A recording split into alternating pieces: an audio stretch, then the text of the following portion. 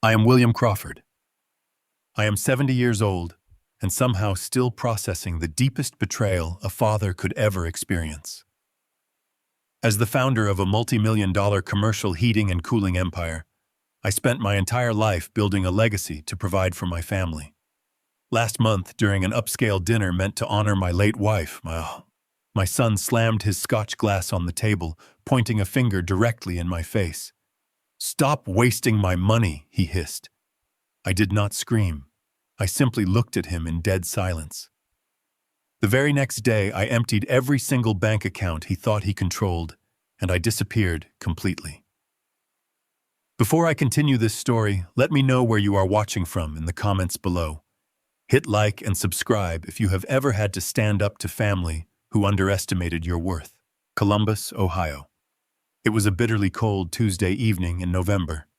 The kind of freezing wind that cuts straight through your overcoat and settles deep into your bones, much like the grief I still carried every single day. We were sitting in a dimly lit, high-end steakhouse downtown. I was paying, of course. I always paid. The dinner was supposed to be a sacred occasion. We were gathered to mark the 3rd anniversary of the passing of my wife, Diane. Diane was my absolute rock. She was the woman who stood by my side when I was just a 20-something kid, hauling heavy industrial air conditioning units out of a rusted Ford van. Back then, I was busting my knuckles open every single day, working 90-hour weeks just to keep the lights on. She was the heart of our family, the quiet strength behind Crawford Commercial HVAC. Together, through decades of sheer grit and relentless sacrifice, we grew that tiny operation into a $40 million enterprise. Now sitting at this luxurious table, it was just me, my 35-year-old son Derek, and his wife Monica. Derek had taken over as the chief executive officer of the company exactly 1 year ago. I had stepped back, taking the title of chairman, believing it was finally time to let the next generation lead. Monica, a former real estate agent with a dangerous taste for flashy designer labels and exclusive country clubs, sat next to him. She was casually sipping a $30 glass of imported wine, looking bored and completely detached from the emotional significance of the evening. The ambiance in the restaurant was refined and peaceful. Soft jazz music played in the background, crystal glasses clinked in toasts, and waiters moved quietly around the dining room. But our table felt suffocatingly heavy. There was a palpable toxic tension hanging in the air that I had been trying to ignore for months. Derek had been acting strange, distant, and increasingly arrogant, but I had continuously made excuses for him. I told myself he was simply adjusting to the immense pressure of running a massive corporation. I was wrong. When the waiter cleared our main courses and poured the last of the wine, I felt it was the right moment to share a personal decision. It was a decision that had been bringing me a rare sense of comfort during a difficult week of mourning. I reached into the breast pocket of my tailored suit jacket and pulled out my personal leather-bound checkbook. I set it gently on the crisp white tablecloth. I looked directly at Derek, searching desperately for a trace of his mother in his eyes. "I have been thinking a lot about your mother this week," I said, keeping my voice steady, calm, and low. "You know how much she loved the St. Jude Community Church. That old building has been struggling with a collapsing roof for over 5 years. Diane always talked about fixing it for them. So to honor her memory tonight, I am going to write a check for $50,000 from my personal savings account to cover the complete restoration of the church roof." I expected a simple nod of approval. I expected perhaps a shared moment of grief, a quiet acknowledgement of the incredible woman who gave him life.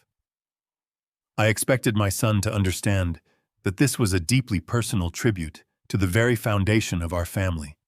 Instead, the reaction I received was instantaneous, visceral, and violently explosive.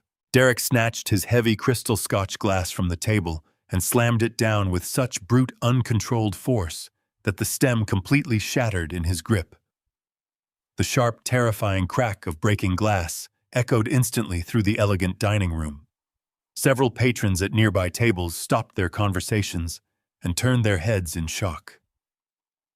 Jagged shards of crystal ice cubes and amber liquid spilled wildly across the white linen, soaking into the pristine fabric like a dark, ugly stain. Derek leaned aggressively across the table, invading my personal space.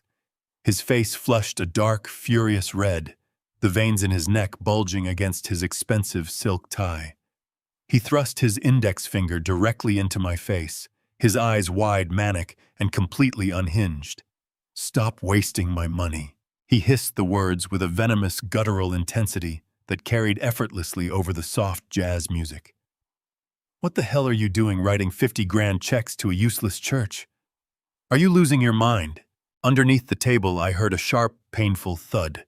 Monica had violently kicked his shin, her eyes darting nervously around the room, panicking at the unwanted attention of the wealthy onlookers. Derek flinched from the kick, but his furious, hateful glare remained locked entirely on me. He was breathing heavily, his chest heaving under his custom Italian suit jacket.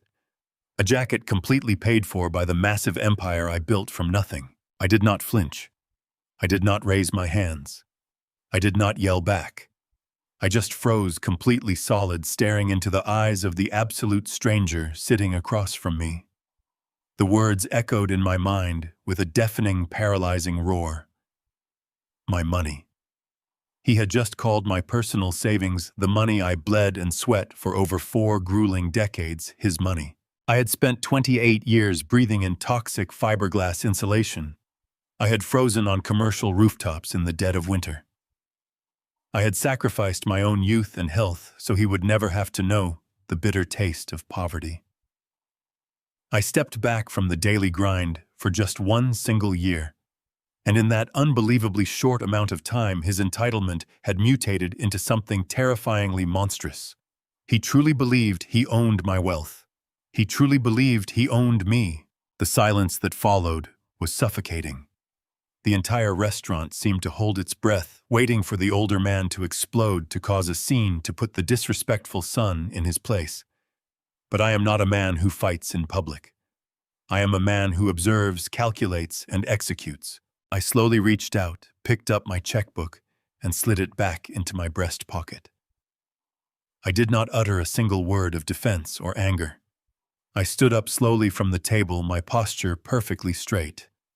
I reached into my wallet, pulled out 2 crisp $100 bills, and dropped them onto the soaked, glass-covered tablecloth to cover the ruined meal. I turned my back on my son and his wife. I walked out of the restaurant, pushing through the heavy wooden doors and stepping out into the freezing Columbus night. The chilling wind hit my face, but I barely felt it. My mind was completely clear. My heart, though broken, was beating with a cold, terrifying new purpose. I knew right then, without a shadow of a doubt, that the war for my life had already started. I would not be a victim. I would be the architect of their absolute and total destruction. I woke up before dawn the next morning. Decades of waking up at 4:30 to load trucks and review blueprints had permanently hardwired my internal clock. The house was painfully quiet. It was a massive, sprawling brick estate in Upper Arlington that Diane and I had purchased 20 years ago. Without her, it just felt like an empty museum. I brewed a pot of black coffee and sat at the kitchen island, watching the frost cling to the bare branches of the oak trees in the backyard. My mind was replaying the events of the previous night. Derek shattering the glass, the rage in his eyes, the terrifying sense of entitlement. My money, he had said. The coffee tasted like ash in my mouth. By 8 o'clock, the winter sun was barely breaking through the thick gray Ohio clouds. That was when the heavy brass knocker on my front door echoed through the silent hallway. I was not expecting anyone. I set my mug down slowly, walked across the expansive foyer, and I carefully opened the heavy front door. Derek and Monica were standing on my front porch. The freezing wind was whipping Monica's perfectly styled blonde hair across her face. Derek was holding a massive shrink-wrapped Harry and David fruit basket, complete with an oversized, ridiculous gold ribbon. He looked awful. His eyes were bloodshot, and his skin had the pale, clammy sheen of a man who had spent the entire night nursing a severe Scotch hangover. Monica, on the other hand, looked impeccably put together, in a tailored cashmere coat holding a pair of expensive leather gloves. She wore a bright, incredibly forced smile that did not quite reach her eyes. "Dad." Derek said, his voice raspy and remarkably smaller than the booming roar he had used at the steakhouse. "Can we come in, please? We really need to talk to you." I stared at them for a long, heavy moment. My instincts, the same instincts that had saved my company from bankruptcy during 3 separate economic recessions, told me to shut the heavy wooden door right in their faces. But a good businessman never closes a door until he knows exactly what the person on the other side is trying to sell him. I stepped back silently, pulling the door wide to let the freezing air and my uninvited guests inside. They stepped into the warm foyer, bringing the scent of expensive perfume and nervous sweat with them. Derek practically shoved the heavy fruit basket into my hands. I took it, feeling the absurd weight of the overpriced pears and gourmet cheeses, and carried it into the kitchen. I set it down on the granite counter, without removing the ridiculous gold ribbon. I gestured toward the living room, leading them into the formal sitting area that Diane had decorated with so much love. I took my usual armchair by the fireplace. Derek and Monica sat tightly together on the edge of the long leather sofa, looking like 2 guilty teenagers called into the principal's office. The silence in the room stretched out thick and suffocating. I did not offer them coffee. I did not offer them water. I simply crossed my hands in my lap and waited for them to speak. In negotiations, the first person to break the silence is usually the one who loses. I had the patience of a stone. Derek cracked first. He leaned forward, resting his elbows on his knees, and buried his face in his hands for a brief theatrical second. "Dad, I am so incredibly sorry about last night." He began, his voice laced with manufactured, heavy remorse. "My behavior at the restaurant was completely unacceptable. I was out of line, and I deeply regret causing a scene, especially on the anniversary of Mom passing away. I know how much that meant to you." I remained perfectly still, my expression neutral. I did not offer a nod of forgiveness. Derek swallowed hard, shifting uncomfortably on the leather cushion. "It is just the stress, Dad. The pressure of running Crawford Commercial HVAC is eating me alive.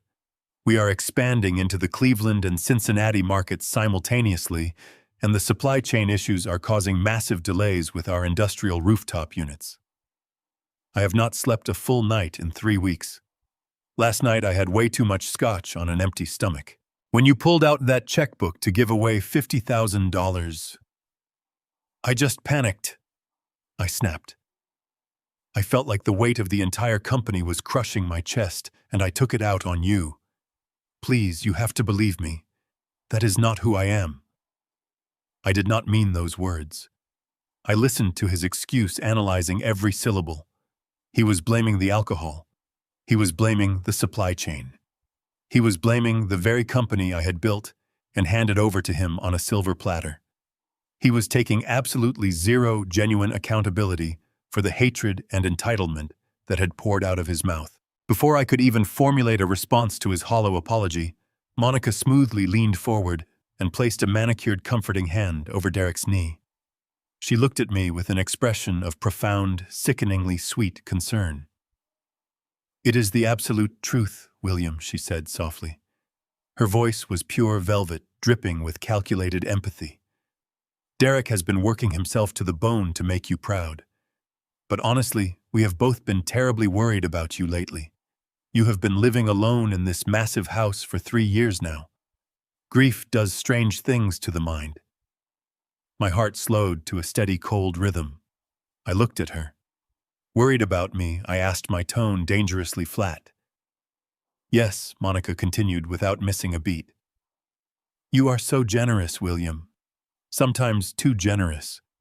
We have been reading these awful reports about elder fraud, about scammers and shady organizations preying on wealthy older men who live alone. People who manipulate grief to extract large donations. When you pulled out your checkbook last night to hand over 50 grand to that old church, Derek just panicked because he wants to protect you. He meant to say our family money, not his money. He was just terrified that you were being taken advantage of by opportunistic strangers. She smiled, tilting her head with a look of practiced maternal concern. It was a brilliant, highly plausible lie. She was painting my act of charity as a symptom of vulnerable senility, and painting Derek's violent outburst as an act of protective love. That is why we quietly took the necessary initiative to set up a family protection trust last week, Monica added smoothly. Just to shield your personal assets from potential scammers. It is just a very standard and necessary safety measure for older high-net-worth individuals. I nodded slowly, forcing the hard lines of my face to soften, pretending to accept their seemingly genuine apology. But deep inside my chest, my 40 years of corporate business instincts were screaming a deafening warning. The terrifying phrase "family protection trust" immediately sounded suspiciously like a completely permanent and unbreakable legal cage. After they finally left my house, taking their hollow apologies and their expensive fruit basket with them. The silence of the massive estate felt heavier than before. The air inside the foyer was thick with the lingering scent of Monica's perfume and the bitter aftertaste of their rehearsed performance. I needed to clear my head. I needed to be somewhere that felt real, somewhere far away from the polished granite and the suffocating silence. I went out to the detached garage and pulled the canvas cover off my vintage 1978 Ford pickup truck. It was the very first vehicle I ever bought brand new with cash from the HVAC business. It was forest green, meticulously maintained, and completely devoid of modern touchscreens or digital trackers. Driving it always reminded me of who I really was before the millions, before the corporate boardroom, before the greed infected my family. It was just a machine of pure steel and combustion, honest and straightforward. I turned the ignition key, and the heavy engine roared to life, filling the garage with the rich smell of exhaust and old leather. I backed the truck out into the freezing Columbus afternoon. The sky was the color of bruised iron threatening snow. I drove toward the industrial side of town to a small, independent mechanic shop owned by a man named Arthur. Arthur was a guy who worked with his hands, a man who understood the value of hard labor. I had scheduled a simple winter tune-up a few weeks prior. It was nothing major, just new spark plugs, fresh oil, and a quick inspection of the heating core. The drive was cold, but incredibly grounding. The heavy steering wheel and the manual transmission required my complete focus, allowing me to push Derek and his family protection trust out of my immediate thoughts, at least for a little while. I pulled into the gravel lot of the shop, the tires crunching loudly over the frozen stones. Arthur wiped his grease-stained hands on a red shop rag and greeted me with a warm, genuine smile. We spent the next hour talking about engines, the incoming winter storms, and the reliable durability of classic American manufacturing. It was a simple, honest interaction. There were no hidden agendas, no calculated words, just two men talking about things that made absolute and perfect sense. When the work was finally completely finished, Arthur walked behind the scratched wooden counter to ring me up. The total came out to exactly $415. It was a completely trivial amount of money for a man in my financial position. I reached into my thick leather wallet and pulled out my heavy black card. This was a private wealth management card, an account with no preset spending limit tied directly to a massive reservoir of liquid cash I had accumulated over decades of relentless work. I handed the heavy metal card to Arthur. He took it, admiring the solid weight of it for a brief second, and swiped it through his dusty electronic payment terminal. We continued chatting about the local college football scores while the machine processed the transaction. A few seconds later, the terminal let out a sharp, harsh, negative beep. Arthur frowned, looking down at the small digital screen. He wiped the magnetic strip on his apron and swiped the card a second time. The machine beeped again. The exact same sharp, annoying negative sound. Arthur looked up at me, an apologetic and deeply embarrassed expression washing over his weathered face. "William, I am really sorry," he said, keeping his voice incredibly low so the other mechanics in the garage would not hear. "The machine is saying the card is declined." I stared at him, completely uncomprehending. Declined? The single word felt like a physical blow. I had millions of dollars sitting in that specific account. It was an account I used strictly for personal expenses, entirely separated from the corporate finances of Crawford Commercial HVAC. I had never not once in my entire adult life had a credit card declined. The sheer impossibility of the situation made my chest suddenly tighten. I forced a calm, reassuring smile, masking the sudden spike of anxiety shooting through my veins. It must be a security flag, I told Arthur, smoothly pulling my phone from my pocket. Sometimes the bank freezes the card if they suspect fraudulent activity. Give me just one moment, Arthur. I will call my private wealth manager directly and have them clear it up immediately. I stepped outside the garage, pulling my heavy wool coat tight against the bitter wind. I dialed the direct private extension for my personal banking manager. His name was Richard, a senior executive at a major national bank who handled my portfolio personally. Normally, Richard answered on the very first ring, greeting me with profound, almost overly eager respect. This time, the phone rang 5 times, 6 times, 7 times. Finally, there was a sharp click. Richard answered the line, but his voice did not project the usual confident professional warmth.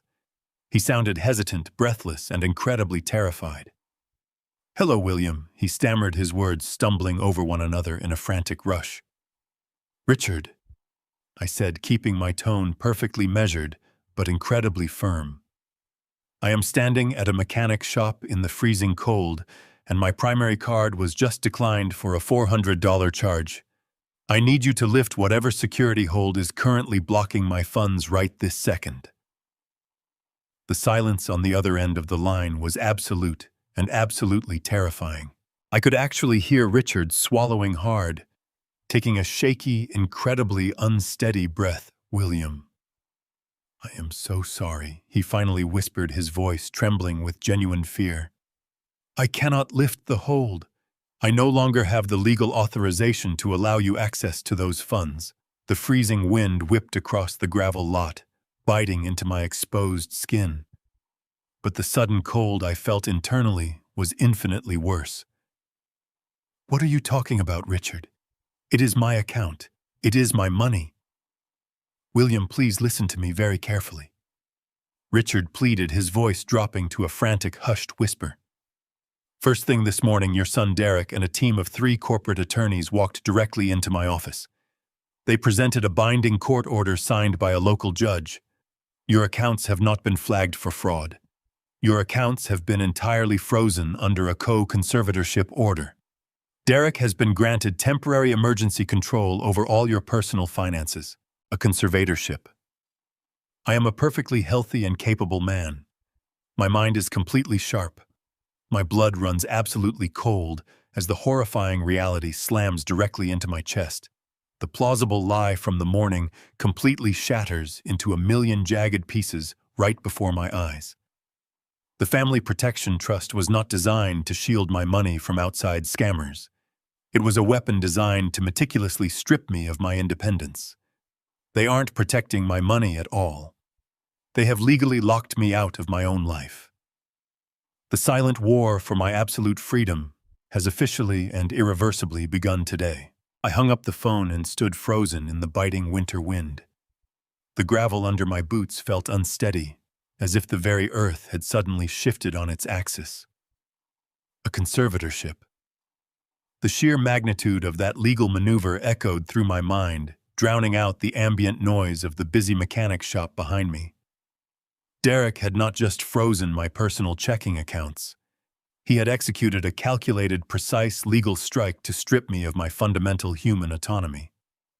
To the state of Ohio, I was suddenly a legally incapacitated old man, entirely dependent on the supposedly benevolent protection of a son who had orchestrated my financial imprisonment. I did not waste time yelling at the sky or cursing my fate. Panic is a luxury reserved for the unprepared. Instead, I climbed back into the freezing cab of my 1978 Ford pickup truck. I slammed the heavy metal door shut, gripped the freezing steering wheel, and jammed the transmission into gear. I had to see the extent of the damage. I had to know exactly how far the infection had spread into the empire I had built from nothing. I drove straight toward the downtown business district, navigating the gray, slush-covered streets with mechanical precision. My destination was the massive glass and steel headquarters of Crawford Commercial, HVAC. I had laid the literal foundation for that building 20 years ago. I knew every structural beam, every ventilation shaft, and every hidden access panel. It was a monument to my life of relentless labor. But as the towering structure came into view against the bleak winter sky, it no longer looked like my crowning achievement. It looked like a fortress currently occupied by a hostile enemy force. I parked my truck in the adjacent parking garage, intentionally avoiding my reserved spot near the front entrance. I wanted to enter quietly, without drawing attention to my sudden arrival. I walked through the sliding glass doors and stepped into the expansive marble-floored lobby.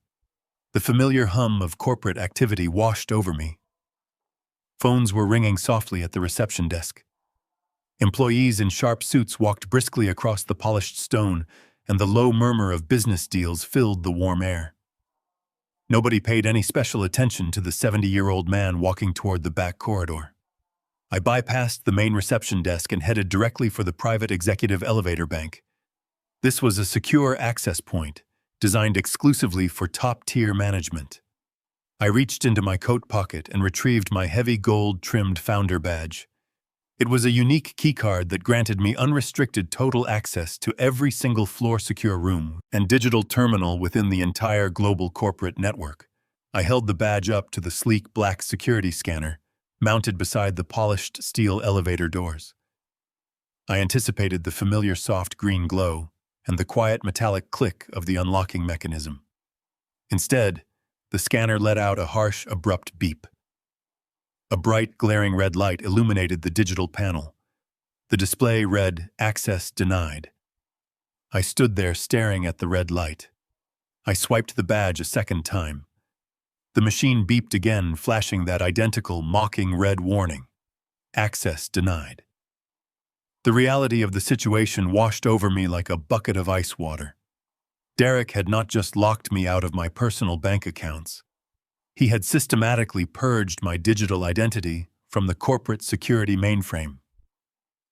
I was officially a ghost inside the very walls I had paid to construct. My jaw tightened, but I did not create a scene in the lobby.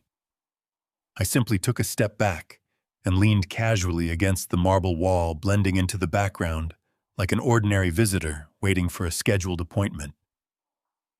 I watched the flow of employees moving through the security gates. After about 10 minutes, I spotted a young, incredibly nervous-looking intern balancing a towering stack of cardboard document boxes and 4 oversized cups of coffee. He was fumbling with his security lanyard, desperately trying to scan his badge while keeping the coffee cups from spilling. I recognized the opportunity instantly. As the intern finally managed to trigger the green light on the standard elevator bank, I moved with a speed and fluid precision that completely belied my 70 years of age. I stepped directly behind him, slipping smoothly through the sliding glass security turnstile right before the heavy doors snapped shut. The intern jumped, nearly dropping his precarious load of cardboard boxes, and looked over his shoulder with wide, terrified eyes. I offered him a calm, reassuring smile, projecting the absolute authority of a man who belonged exactly where he was standing. "Do not worry about it, son," I said smoothly, reaching out to steady the top box of documents. I left my badge up on the top floor. "Just hit the button for the executive suite for me, would you?"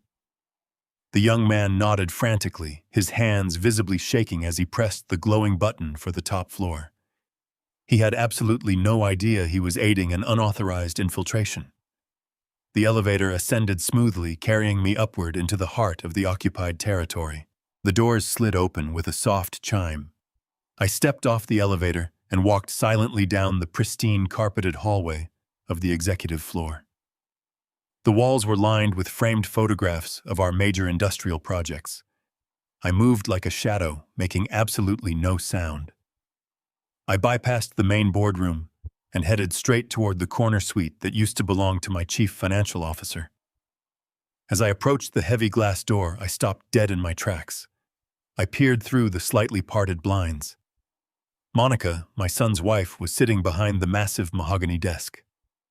She held absolutely no official title in my company. She had no business degree and zero corporate experience. Yet she was casually leaning back in the expensive leather chair, sipping sparkling water. I noticed her left wrist immediately. She was wearing a brand new diamond-encrusted Cartier watch that easily cost $15,000. But the jewelry was not the most horrifying detail. Spread across the mahogany desk were several thick stacks of legal documents. I recognized the distinctive watermarks immediately. She was holding a heavy gold pen, casually signing real estate transfer deeds printed directly on my company's official letterhead. She was actively liquidating Crawford commercial property assets. They were quietly dismantling my entire corporate infrastructure, piece by piece, converting brick and steel into liquid cash without any oversight or legal board approval. She was selling off the physical warehouses and distribution centers I had purchased decades ago, likely funneling the massive profits into whatever offshore shadow accounts they had secretly established. My chest burned with a furious, explosive heat, but my mind remained perfectly cold. I absolutely did not push the heavy glass door open. I did not storm into the office to confront her. Confrontation without leverage is just noise, and I required absolute leverage. I memorized the scene, turned around, and walked silently back down the carpeted hallway. The silent, catastrophic war for my ultimate survival had officially begun. I got into my heavy vintage Ford and merged onto the interstate, heading far away from the polished glass and steel of the downtown business district. A light snow had just started to fall, coating the cold, gray Ohio highways. I knew better than to contact the corporate legal department at Crawford Commercial HVAC. Those lawyers were technically on my payroll, but their daily checks were now signed by Derek. I needed someone whose loyalty belonged exclusively to me. I needed a man who understood the dirty, brutal reality of corporate warfare and possessed the stomach to fight back. I drove 20 miles outside the city limits to a rusted neon-lit diner, sitting alone on a desolate stretch of highway. It was the kind of place where tired truck drivers drank burnt coffee and nobody asked any questions. I parked around the back and stepped inside. The air was thick with the smell of old cooking grease and cheap bacon. Sitting in the back corner booth, nursing a black coffee, was Rick Dalton. Rick was my former attack dog attorney. He had aggressively defended my company against frivolous lawsuits and hostile takeover attempts for over 30 years before retiring to a quiet life of fishing and bourbon.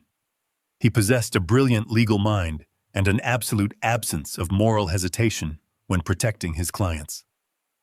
I slid into the cracked vinyl booth across from him. He simply took a sip of his coffee and intensely studied my face. "You look like a man who just watched his own funeral." Rick said, his voice gravelly and low. I laid out the entire timeline with surgical precision. I told him about the horrific anniversary dinner, the shattered crystal glass, and the terrifying rage in Derek's eyes when he screamed about his money. I detailed the theatrical apology the next morning, the fruit basket, and Monica's smooth lie about setting up a family protection trust to shield me from elder fraud. I watched Rick's eyes narrow as I explained the declined card at the mechanic shop, the terrified bank manager, and the sudden reality of the court-ordered co-conservatorship. Finally, I told him about the flashing red light at the executive elevator. I described sneaking up to the top floor and watching Monica, a woman with zero official corporate authority, casually signing commercial real estate transfer deeds on my company letterhead. I told him she was actively liquidating our downtown supply warehouses. Rick set his ceramic coffee mug down heavily on the table. He did not look shocked. He looked deeply, intensely analytical.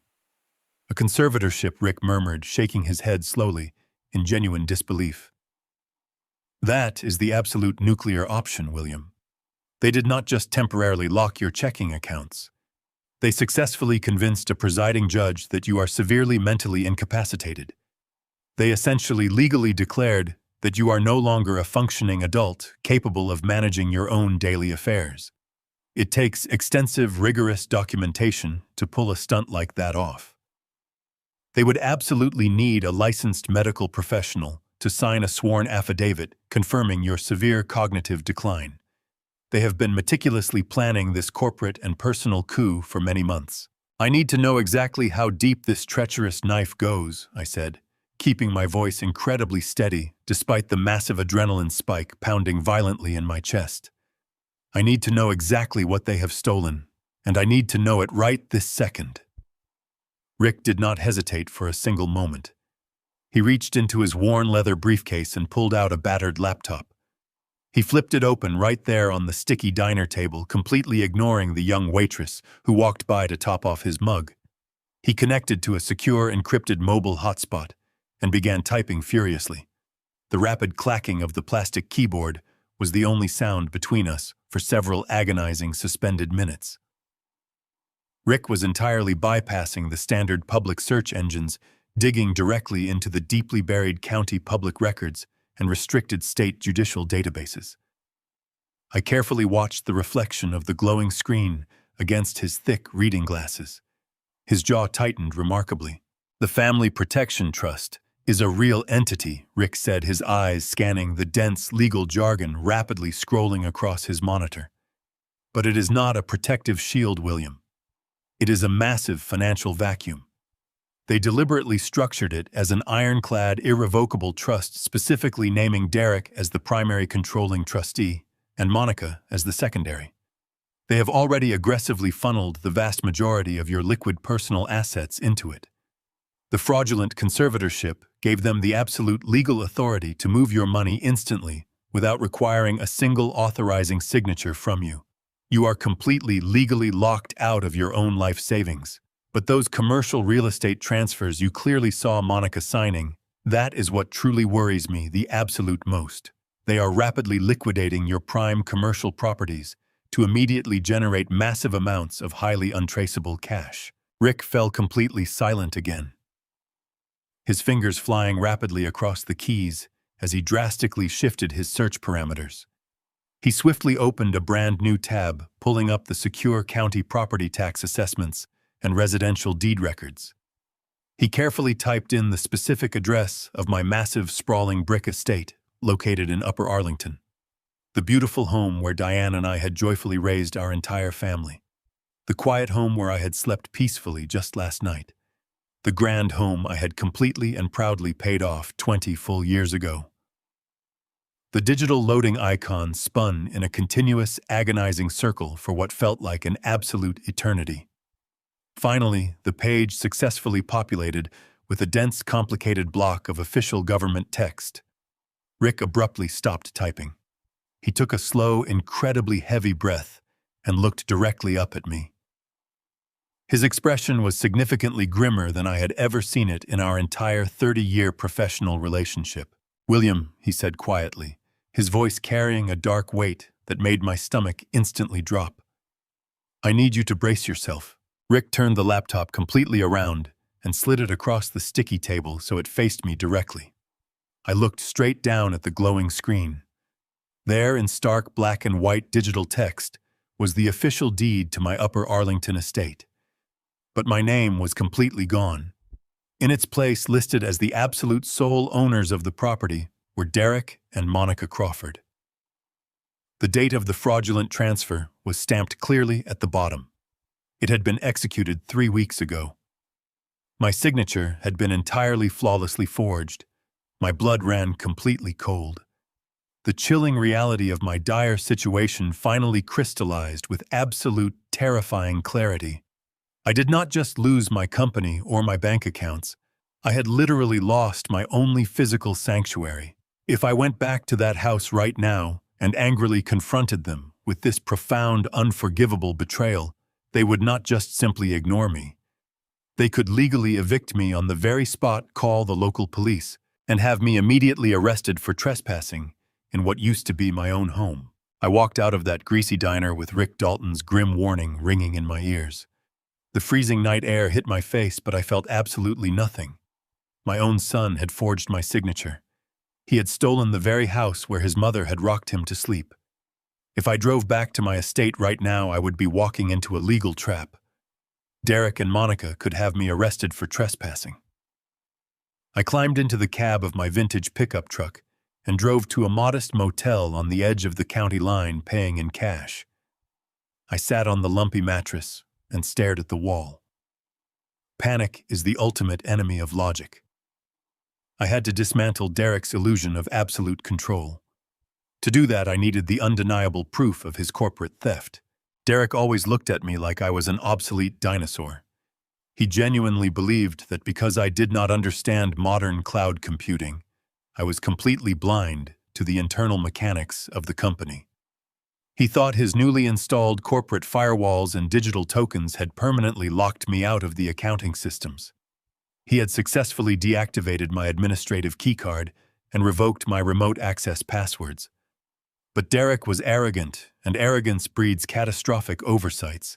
He had completely forgotten the foundational history of the building. 20 years ago, I personally oversaw the installation of the original internal server architecture. Before cloud storage became the corporate standard, we relied on a heavily fortified physical mainframe located deep in the concrete basement of the headquarters. When we transitioned to newer systems, I mandated that the core mainframe remain actively tethered to the network as a fail-safe redundancy. I had my engineers install a hardwired master override protocol. It was an off-the-grid access terminal bypassing every external firewall. It was strictly tied to my physical biometrics. I did not need a digital password. I just needed my own body. I reached out to Mike Navarro, a highly resourceful private investigator. I kept on retainer for years. I met Navarro in the deserted parking lot of a grocery store at midnight.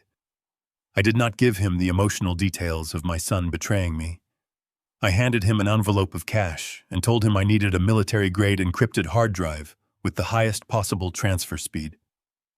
Navarro nodded, handed over a heavy black metal casing, and drove away without asking a single question. I sat in my truck, watching the dashboard clock slowly tick forward. I needed the building to be completely abandoned. I needed the late-night cleaning crews to finish their rounds. I waited until the digital numbers glowing on my dashboard clicked to exactly 2 o'clock in the morning. Then I put the truck in gear and drove back toward the glass and steel fortress I had built. I parked 2 blocks away in a dark alleyway. I pulled the collar of my heavy wool coat up and walked briskly toward the rear loading docks of the Crawford headquarters.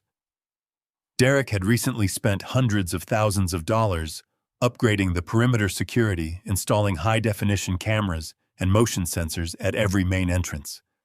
But he did not know about the old maintenance tunnel. Back when the building was first constructed, I insisted on a subterranean service corridor that connected the primary electrical grid to the municipal storm drains. The entrance was hidden behind a rusted industrial dumpster, completely out of the sightline of his fancy new cameras. I slipped behind the steel bin and found the old iron grate. I pulled a heavy crowbar from my coat, jammed it under the iron edge, and pulled with all the strength my 70-year-old arms could muster. The grate groaned and lifted. I slid down into the damp darkness of the tunnel. I navigated the narrow passage using a small tactical flashlight, my boots splashing softly against the shallow puddles. I reached the heavy reinforced steel door at the end of the tunnel. This was the true back door into the facility, a door that did not rely on modern electronic keypads. I reached into my pocket, pulled out a heavy brass skeleton key I had carried for 2 decades, and slid it into the mechanical lock. The tumblers clicked perfectly into place. I pulled the door open and stepped silently into the sub-basement of the Crawford headquarters. The air down here was cold, dry, and heavily filtered. The ambient hum of massive cooling fans echoed off the concrete walls. I walked through the dimly lit corridors, bypassing the massive electrical panels. I headed straight for the central server room. It was a standalone concrete bunker secured behind a thick security door. I approached the access panel. It was an older model untouched by Derek's technological renovations. I placed my right hand onto the glass surface of the scanner. A thin line of red light slowly swept across my palm, mapping the unique ridges of my fingerprints. The machine let out a mechanical hum, processing the physical data. Next, a small digital lens extended from the wall panel.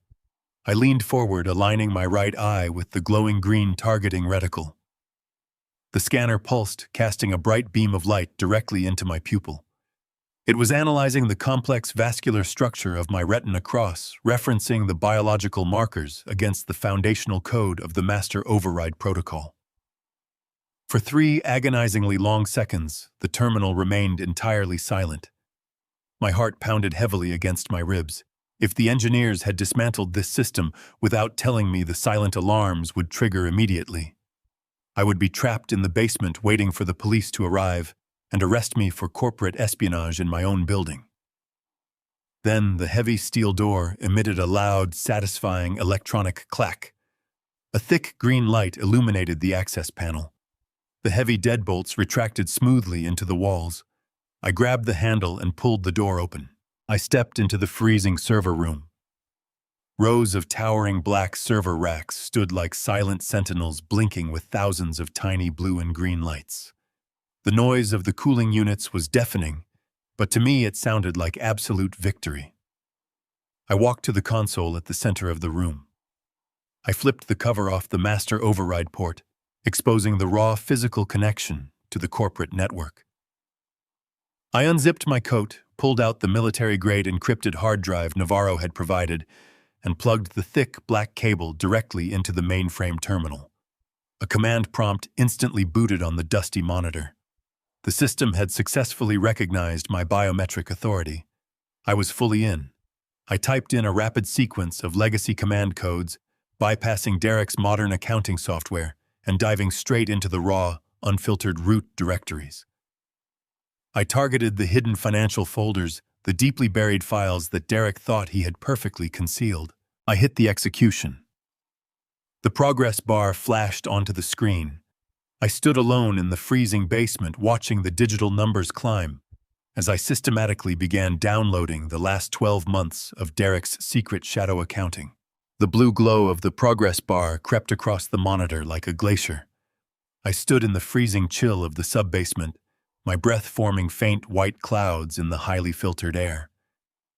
The military-grade hard drive hummed quietly, digesting massive blocks of compressed financial data. I knew the complete transfer would take at least 20 minutes. 20 minutes was a dangerous eternity when you were infiltrating your own corporate headquarters in the dead of night. To pass the agonizing time and to satisfy the burning anxiety in my chest, I opened a secondary window on the terminal. I bypassed the main directory and manually accessed the raw data packets filtering through the network bridge. I wanted to see exactly what Derek had been hiding behind his fabricated firewalls. I opened the master ledger for the third quarter. The spreadsheet populated instantly, filling the screen with thousands of individual line items. At a casual, superficial glance, everything looked perfectly normal. The payroll distributions were accurate. The standard supplier invoices matched the quarterly projections. The overhead costs for our distribution centers aligned with historical averages. Derek had hired someone incredibly skilled to paint this beautiful, fraudulent picture. But I did not build a $40 million empire by looking at the surface.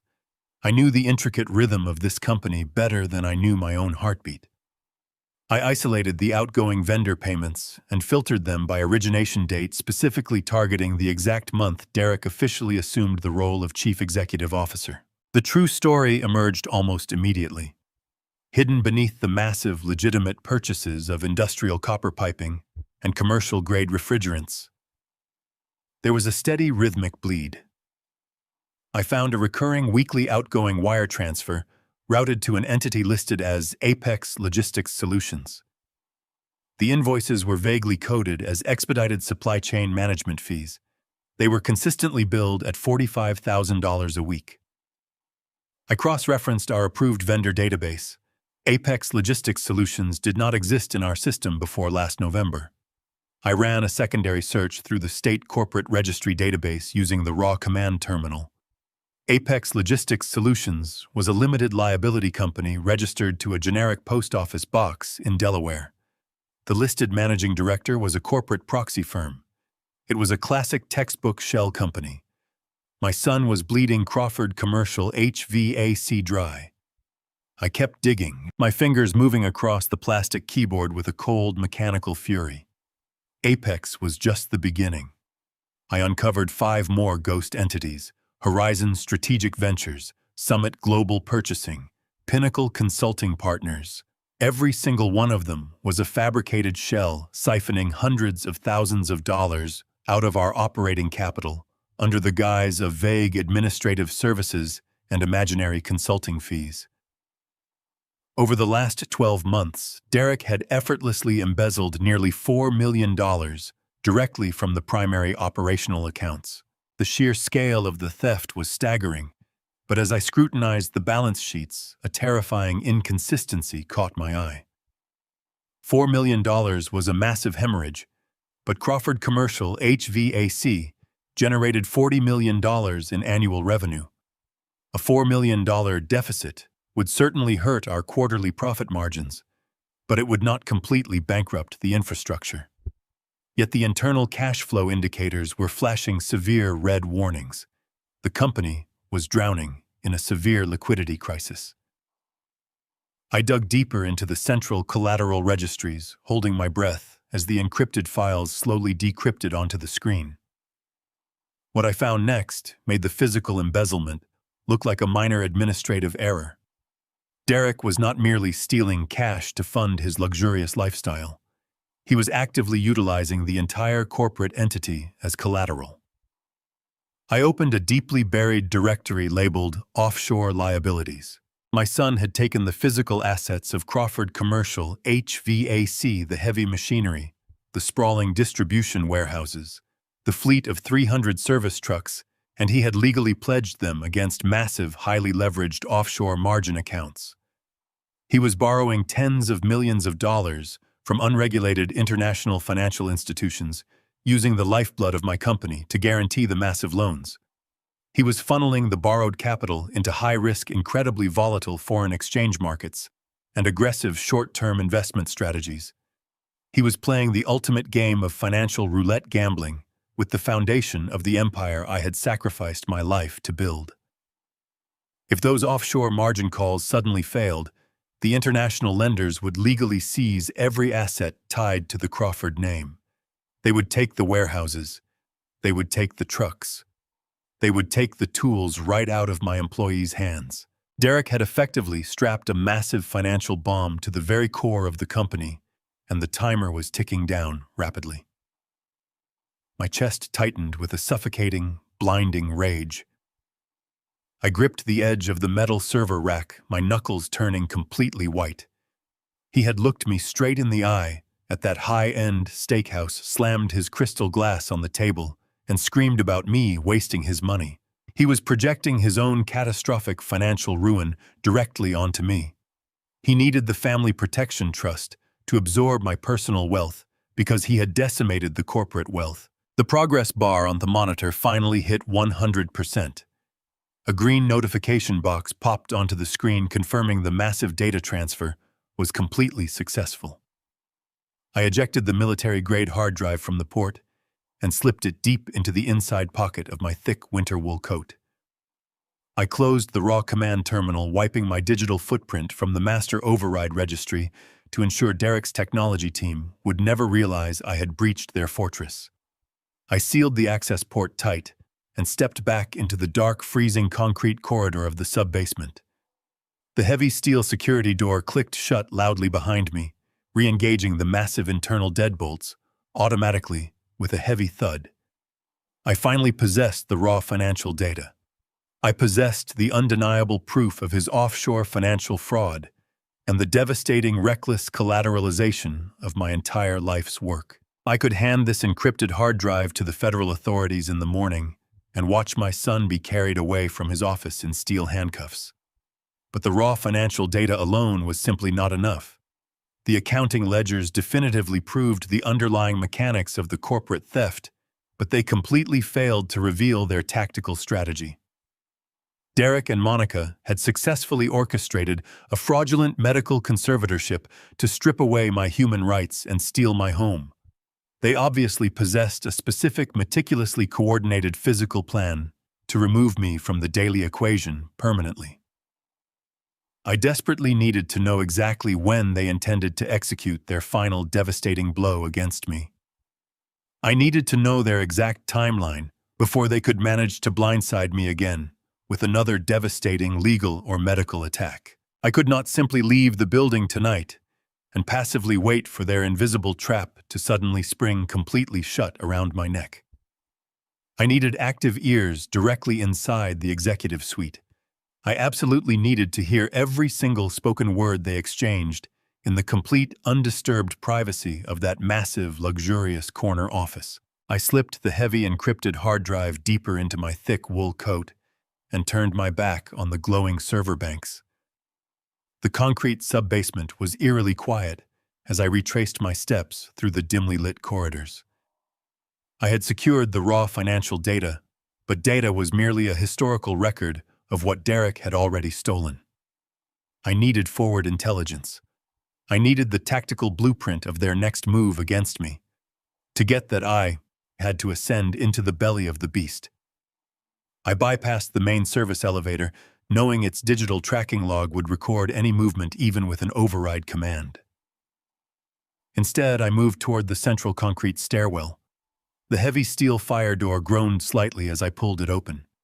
I began the arduous climb to the top floor of the corporate headquarters. The physical exertion burned in my 70-year-old lungs, but the cold fury radiating through my veins pushed me upward. I climbed past the manufacturing floors, the logistics departments, and the human resources divisions. Every floor represented a distinct chapter of my life, a piece of the sprawling empire I had built with my bare hands and endless sacrifice. Now it was entirely occupied by a son who viewed my legacy as his personal slush fund. I reached the heavy fire doors of the executive level. The corridor beyond was pitch black, illuminated only by the faint ambient glow of emergency exit signs. The thick plush carpeting completely absorbed the sound of my heavy winter boots as I moved silently down the hallway. I passed the boardroom and the senior vice president's suites, keeping my eyes fixed firmly on the massive double doors at the far end of the hall. Derek's corner office, the nerve center of his fraudulent operation. The door was locked with a modern biometric deadbolt, a costly security upgrade he had installed immediately after taking over my position as chief executive officer. He genuinely believed that modern technology made him invincible. He forgot that I was the man who oversaw the installation of the very doors he stood behind. I reached into my pocket and retrieved a small specialized magnetic bypass key. Navarro had provided it to me weeks ago when my suspicions first began to materialize. I slid the thin strip of magnetized metal directly into the microscopic gap between the digital strike plate and the door frame. I wiggled it gently, applying precise pressure until I heard the faint, satisfying click of the mechanical tumbler releasing. The heavy wooden door swung inward on silent hinges. I stepped into the vast executive suite and closed the door softly behind me. The room was bathed in the pale, ghostly light of the winter moon shining through the floor-to-ceiling windows. The sheer opulence of the space was sickening. Derek had completely renovated my old office. He had torn out my practical oak desk and replaced it with a massive slab of imported Italian marble. He had installed a private wet bar and filled the shelves with crystal decanters and bottles of scotch that cost more than my first service van. He was living like a billionaire king on the edge of a catastrophic financial precipice. I walked deliberately across the room and stood directly behind his marble desk. I reached into the inner lining of my coat and pulled out a small sealed plastic envelope. Inside was a piece of military-grade surveillance equipment procured by Mike Navarro. It was a micro-audio transmitter barely the size of a standard coin cell battery. It was equipped with an omnidirectional condenser microphone capable of picking up a mere whisper from 30 feet away. The device was incredibly powerful, but it had one significant vulnerability. It required a continuous power source to maintain an active transmission for more than 48 hours. I could not risk the battery dying before Derek and Monica revealed their final devastating plan. I needed a permanent power supply. I looked down at the right corner of the marble desk. Resting there was a heavy, custom-crafted brass reading lamp. My heart tightened with a sharp, unexpected pang of sorrow. I had commissioned that specific lamp from a local artisan as a gift for Derek on the day I officially promoted him to Chief Executive Officer. It was meant to symbolize the passing of the torch, a beacon to guide him through the difficult decisions of corporate leadership. Now that deeply sentimental gift was going to become the very instrument of his absolute downfall. I pulled a small multi-tool from my pocket and unfolded the precision screwdriver. I carefully laid the heavy brass lamp on its side across the smooth marble surface, making sure not to scratch the polished stone. I removed the protective felt pad from the bottom and began unscrewing the heavy base plate. The tiny metal screws yielded easily to my deliberate, steady pressure. I lifted the base plate away, exposing the internal electrical wiring of the lamp. The thick copper power cord was spliced neatly into the main rotary switch. I took a small pair of wire strippers from my coat and carefully peeled back a 1/4 inch of the black rubber insulation, exposing the live wires. My hands were remarkably steady. The adrenaline focused my vision, allowing me to execute the delicate mechanical work with absolute precision. I took the micro-audio transmitter and examined the 2 tiny power leads extending from its casing. I meticulously wrapped the fragile transmitter leads directly around the exposed copper wires of the desk lamp.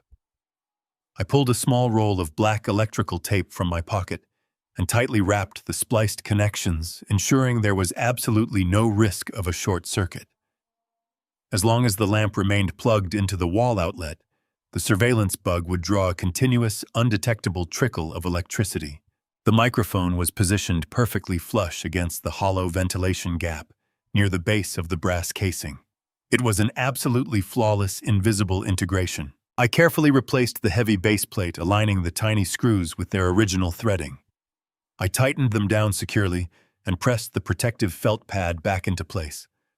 I stood the lamp upright and returned it to its exact original position on the right corner of the marble desk.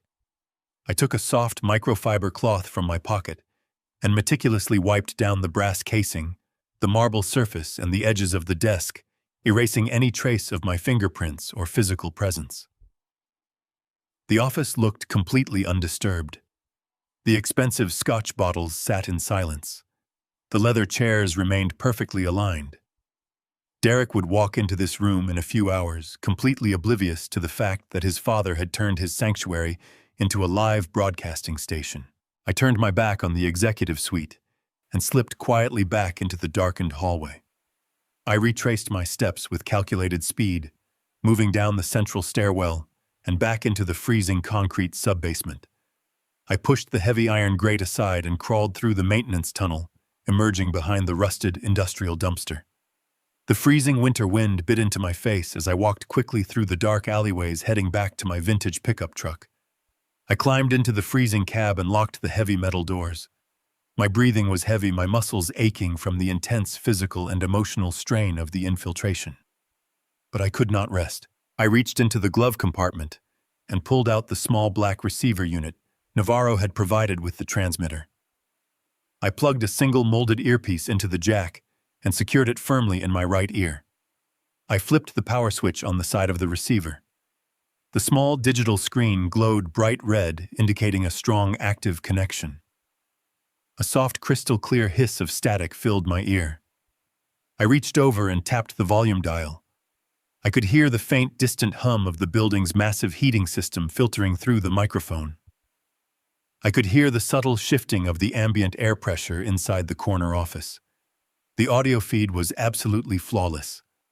I leaned back against the worn leather seat of my truck, staring through the frost-covered windshield at the towering glass headquarters across the street. The digital clock on my dashboard read 3:30 in the morning. I had the financial data. I had the live surveillance feed. The trap was set.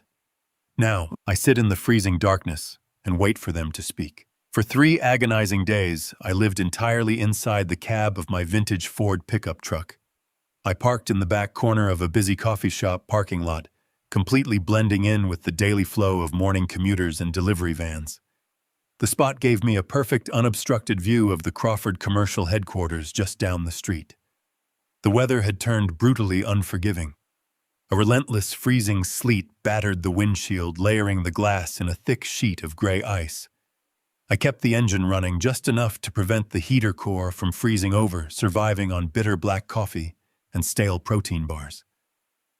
My entire existence had been violently reduced to the continuous soft hiss of static playing through the molded plastic earpiece secured firmly in my right ear. I was a phantom haunting the perimeter of my own stolen empire. The micro-audio transmitter I had meticulously wired into Derek's brass reading lamp functioned with terrifying perfection. The microphone was incredibly sensitive. I could hear the faint scratching of his expensive fountain pen against paper. I could hear the subtle shifting of his leather executive chair. I could hear every single mundane corporate conversation, every supply chain complaint, and every routine vendor negotiation. Listening to my son play the role of the visionary chief executive officer made my stomach churn with a sickening blend of profound sorrow and escalating rage. He sounded so incredibly confident, projecting the false authority of a self-made man, completely ignoring the fact that he was standing on the foundation of my lifetime of grueling labor. But I did not let my focus waver for a single second. Patience is the ultimate weapon of an experienced hunter. I knew they would eventually slip. I knew the silence would break. On the afternoon of the third day, the freezing sleet finally transitioned into a heavy, blinding snowstorm. The sky above Columbus darkened prematurely, casting a grim, oppressive shadow over the sprawling industrial district. The coffee shop parking lot began to empty out as people rushed home to escape the treacherous road conditions. I remained perfectly still in the driver's seat, my hands resting heavily on the cold steering wheel. I adjusted the volume dial on the black receiver unit resting on the passenger seat, amplifying the audio feed to block out the rhythmic thumping of the truck windshield wipers. Derek was wrapping up a phone call with a regional logistics manager, discussing delays in commercial freight shipping. His tone was dismissive and arrogant, lacking the fundamental respect required to manage a blue-collar workforce. I shook my head in the dark cabin of the truck. He fundamentally misunderstood the mechanics of respect. When the call finally disconnected, a brief, heavy silence settled over the executive corner office. Then I heard the unmistakable sound of the heavy wooden door swinging open. The biometric deadbolt clicked loudly, signaling an authorized entry. The sharp, rapid clicking of high heels echoed sharply across the imported marble floor. It was a distinctive, aggressive stride that I recognized instantly. Monica had arrived. The sudden shift in the atmosphere of the room was completely palpable, even through the tiny earpiece. Derek let out a long, heavy sigh, the manufactured corporate bravado immediately draining from his voice. Monica did not offer a greeting. She did not ask about his day. The clicking of her heels stopped directly in front of the marble desk. "Did the medical certificate completely clear through the county clerk yet?" Monica asked. Her voice was incredibly sharp, laced with a toxic, impatient anxiety that cut straight through the faint static of the transmission. "I swear to God, if there is a single delay in the judicial processing, I am going to lose my mind. That hack psychiatrist charged us $50,000 in untraceable cash just to backdate the evaluation paperwork. He guaranteed the expedited filing. If we do not have the certified judicial stamp by tomorrow morning, I am personally going to his private clinic and demanding a full refund." I sat frozen in the cab of my truck. The bitter cold, seeping through the floorboards, suddenly paled in comparison to the absolute ice flooding my veins. $50,000 in cash. A hack psychiatrist. Backdated evaluation paperwork. My mind raced rapidly, piecing together the horrifying fragments of their calculated conversation. I tightened my grip on the steering wheel, my knuckles turning completely white against the worn green leather. They had not just manipulated the legal system with a standard family trust. They had orchestrated a highly illegal, profoundly malicious medical conspiracy. They had literally purchased a fraudulent medical diagnosis from a corrupt physician to scientifically validate their fabricated claims of my mental incompetence. Derek let out a low, incredibly dark chuckle. It was a sound completely devoid of any human empathy or familial loyalty.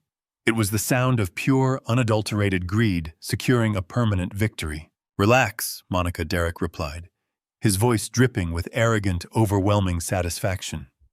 "You worry entirely too much." The cash payment completely secured his total cooperation. The doctor was incredibly thorough. He fabricated a comprehensive 3-year medical history detailing a rapid, aggressive cognitive decline. He falsified the clinical observation records, the mandatory memory test results, and the sworn neurological affidavits. The paperwork was absolutely bulletproof. I spoke directly with our lead litigation attorney 20 minutes ago. It is done. The presiding probate judge officially signed off on the stage 2 Alzheimer's disease diagnosis this morning. The emergency hold has been permanently legally validated. The permanent conservatorship is officially ours. The words hit me like a devastating physical blow to the chest. Stage 2 Alzheimer's disease. The sheer, breathtaking malice of their strategy finally revealed itself in its absolute entirety. They had not just temporarily frozen my personal checking accounts to prevent me from writing charitable donations. They had successfully legally convinced the entire judicial system that my brain was fundamentally broken. They had submitted a completely fabricated, incredibly detailed medical history, proving that I possessed a rapidly deteriorating, incurable neurological disease. By purchasing that specific permanent diagnosis, they had effectively legally erased my mind. I stared blindly through the frost-covered windshield of my truck. The heavy snow continued to fall, burying the city in a thick layer of suffocating white. I was a completely healthy, highly functioning 70-year-old man who had built a massive corporate empire from absolute scratch. But in the eyes of the law, I was now officially a tragic, mindless shell of a human being, entirely dependent on the total mercy of a son who absolutely despised me. The sickening reality settled deeply into my bones. They were not merely stealing my life savings to fund their pathetic, superficial luxury lifestyle. They were intentionally terminating my sovereign legal existence. They had effectively buried me alive inside a permanent, unbreakable medical cage. Once they officially locked me inside an underfunded dementia ward, nobody would ever believe a single word I said. Any desperate plea for help would be dismissed as the tragic rambling of an old man. They bought a fake medical diagnosis to strip away my human rights. The permanent conservatorship was theirs. For 3 agonizing days, I lived entirely inside the cab of my vintage Ford pickup truck. I parked in the back corner of a busy coffee shop parking lot, completely blending in with the daily flow of morning commuters and delivery vans. The spot gave me a perfect, unobstructed view of the Crawford commercial headquarters just down the street. The heavy snow continued to fall, completely blanketing the windshield in a thick, suffocating layer of white ice. I sat perfectly still in the freezing darkness, my breathing shallow. The tiny black receiver unit resting on the passenger seat emitted a faint, continuous hum. Through the molded plastic earpiece, the live audio feed from my former executive office remained flawlessly crisp. The silence in the corner office suddenly broke, and the conversation rapidly descended into a level of absolute darkness that made my blood run entirely cold. I heard the heavy rhythmic thud of the heavy wooden door swinging open. The sharp, rapid clicking of high heels echoed aggressively across the imported marble floor. Monica walked in. Her voice was incredibly sharp, laced with a toxic, impatient anxiety that cut straight through the faint static of the transmission. "Did the medical certificate clear?" she demanded.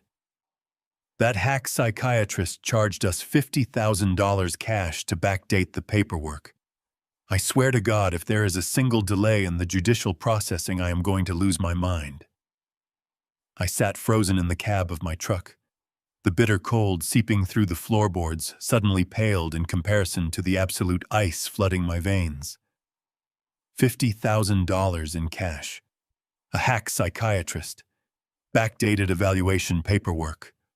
My mind raced rapidly, piecing together the horrifying fragments of their calculated conversation. I tightened my grip on the steering wheel, my knuckles turning completely white against the worn green leather. They had successfully orchestrated a highly illegal, profoundly malicious secret medical conspiracy. Derek let out a low, incredibly dark chuckle. It was a sound completely devoid of any human empathy or familial loyalty. "It is done," Derek replied, his voice dripping with arrogant, overwhelming satisfaction. "The court officially signed off on the Stage 2 Alzheimer's disease diagnosis. The permanent conservatorship is ours." The words hit me like a devastating physical blow to the chest. Stage 2 Alzheimer's disease. The sheer, breathtaking malice of their strategy finally revealed itself in its absolute entirety. They had not just temporarily frozen my personal checking accounts to prevent me from writing charitable donations. They had successfully legally convinced the entire judicial system that my brain was fundamentally broken. They had submitted a completely fabricated, incredibly detailed medical history, proving that I possessed a rapidly deteriorating, incurable neurological disease. By purposefully purchasing that highly specific, permanent fake diagnosis, they had effectively legally erased my entire mind. The pacing footsteps suddenly stopped abruptly. I heard the faint clinking of crystal glass against marble. Derek was casually pouring himself another expensive drink, celebrating his magnificent impending victory over the man who had given him everything. "The final logistical phase is completely mapped out and firmly secured," Derek said. "The ambulance is officially scheduled for next Friday at 9 in the morning. They will pick the old man up and take him directly to the lockdown dementia ward at Shady Pines." Shady Pines. The mere utterance of that specific facility name sent a violently cold tremor straight down my spine. It was a notoriously grim, severely underfunded state facility located deep in the forgotten industrial edge of the neighboring county. It was an overcrowded, profoundly bleak concrete fortress, deliberately designed exclusively for the completely forgotten and the desperately destitute. It was a terrible place where severely incapacitated wards of the state were heavily medicated and locked away behind reinforced steel doors and frosted safety glass. Through the earpiece, I heard Monica let out a sharp, genuine laugh. It was a vicious, glittering sound that echoed around the cavernous executive suite. Shady Pines. Monica repeated, her voice dripping with profound amusement and absolute malice. "That is absolutely brilliant, my Derek. Once he is securely locked in the memory ward, nobody will believe a word he says. If he tries to report us for corporate embezzlement, the underpaid nursing staff will simply sedate him and document it as a severe paranoid delusion. He will be entirely neutralized. The physical extraction on Friday morning is merely the final operational cleanup," Derek stated smoothly. "We wire the $12 million in cash to the hidden Cayman accounts on Thursday night and file for corporate bankruptcy on Monday. The entire commercial entity will instantly collapse under the massive weight of the highly leveraged offshore margin debt. We will publicly claim that the old man severely mismanaged the corporate supply chain during his rapid cognitive decline." I squeezed my two eyes tightly shut against the blinding panic. The sheer, breathtaking cruelty of their meticulous strategy was almost entirely impossible to fully comprehend. They were entirely weaponizing the horrific reality of severe cognitive decline to execute an absolutely flawless financial execution. They were maliciously going to chemically straitjacket my mind and permanently bury my voice under layers of heavy state bureaucracy. If I aggressively fought back during the physical extraction next Friday, if I yelled and loudly demanded a lawyer, it would only serve to legally validate the fraudulent medical narrative. The transport team would strictly view my righteous anger as aggressive dementia-induced hostility. I would be violently physically restrained, tightly strapped to a medical gurney, and forcibly injected with heavy sedatives before I even reached the bleak concrete walls of the state asylum. I reached up with a freezing, trembling hand and slowly pulled the molded plastic earpiece out of my right ear. The faint, hissing static was instantly replaced by the loud, howling, bitter winter wind aggressively battering the frosted exterior metal panels of my truck. The chilling reality of their impending devastating timeline was officially completely set. Next Friday, at exactly 9 in the morning, the heavily guarded private ambulance would arrive directly at my front door to strip away my basic human rights and permanently lock me away in a heavily fortified state asylum. On Thursday night, they would ruthlessly wire $12 million to the untraceable Cayman Islands. On Monday morning, they would completely obliterate the $40 million corporate empire I had relentlessly sacrificed my entire adult life to meticulously construct. They had formulated a perfectly synchronized, utterly flawless, deeply evil plan to thoroughly steal my vast wealth, entirely destroy my proud legacy, and completely erase my human existence. But they had confidently made one absolutely catastrophic, undeniably fatal miscalculation. They firmly believed I was currently lying fast asleep in my stolen house, blissfully unaware of the sharp guillotine swinging rapidly toward my exposed neck. They did not yet truly know I had the military-grade encrypted hard drive resting heavily in my coat pocket. They did not know I had recorded every single damning syllable of their horrific conspiracy. I turned the ignition key, and the heavy engine roared aggressively to life. I jammed the heavy transmission forcefully into drive. The long time for my silent observation was officially over. I pulled away from the curb, my heavy tires crushing the fresh layer of snow that covered the dark pavement. The blizzard was intensifying, but the treacherous road conditions meant absolutely nothing to me now. My mind was sharp-focused entirely on the devastating timeline ticking down in my head. I did not return to the cheap motel. I drove straight through the howling storm toward the affluent suburbs of Dublin, heading directly for Rick Dalton's private residence. It was 4 a.m. when I pulled into his winding, tree-lined driveway. I walked up to the heavy oak front door and pounded my frozen fist against the wood until the porch lights finally flickered on. Rick answered the door, wearing a thick robe, his eyes narrowed in sleep. But the moment he saw the absolute dead-cold look on my face, he did not ask a single question.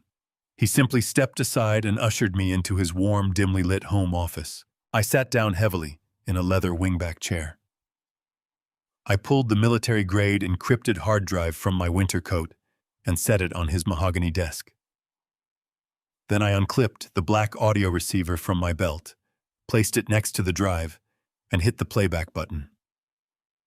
Rick stood perfectly still, his arms crossed over his chest, as the crystal-clear recording filled the quiet room.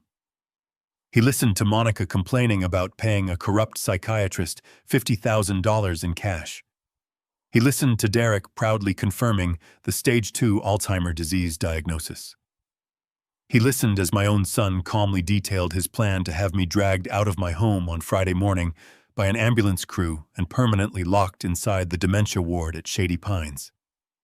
He listened to them calculate the exact hour they would wire $12 million to the Cayman Islands and file for corporate bankruptcy.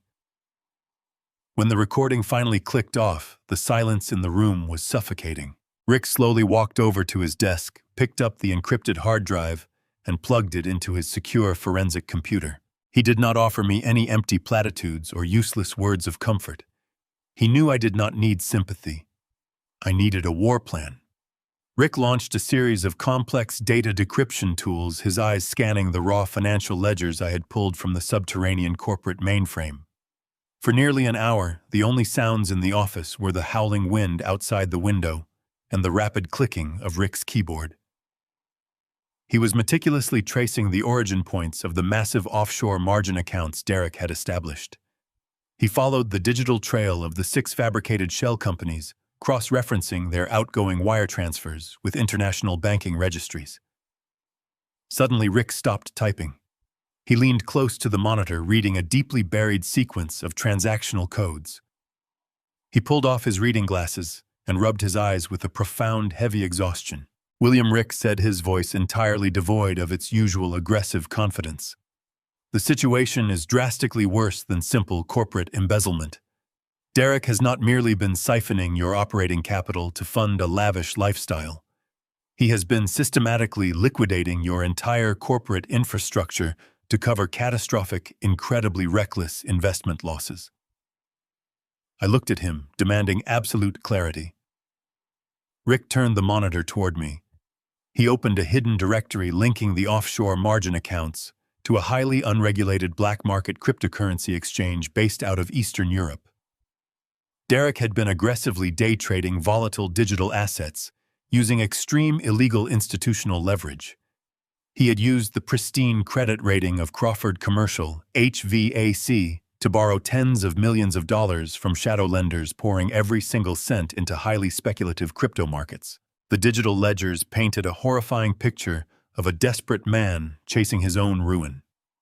Derek had completely lost a staggering $20 million over the past 8 months. The massive margin calls were coming due, and the offshore lenders were aggressively demanding their money. Derek had completely exhausted the corporate cash reserves. He had leveraged the warehouses, the service trucks, and the heavy machinery to the absolute maximum legal limit. The $12 million they were planning to wire to the Cayman Islands on Thursday night was not a strategic corporate maneuver. It was the absolute last remaining scrap of liquid cash your company possessed. It was their untraceable getaway fund. They were completely draining the final drops of blood from the empire, preparing to abandon the dry husk of the corporation before the massive margin debt triggered a catastrophic default. I stared blindly at the glowing monitor, struggling to process the sheer magnitude of his absolute failure. My son was not a criminal mastermind. He was a pathetic, terrified gambler who had completely decimated a $40 million commercial enterprise to cover his own spectacular incompetence. He had destroyed my life's work simply because he was too arrogant to admit he was losing. But the financial devastation was only a fraction of the true horror.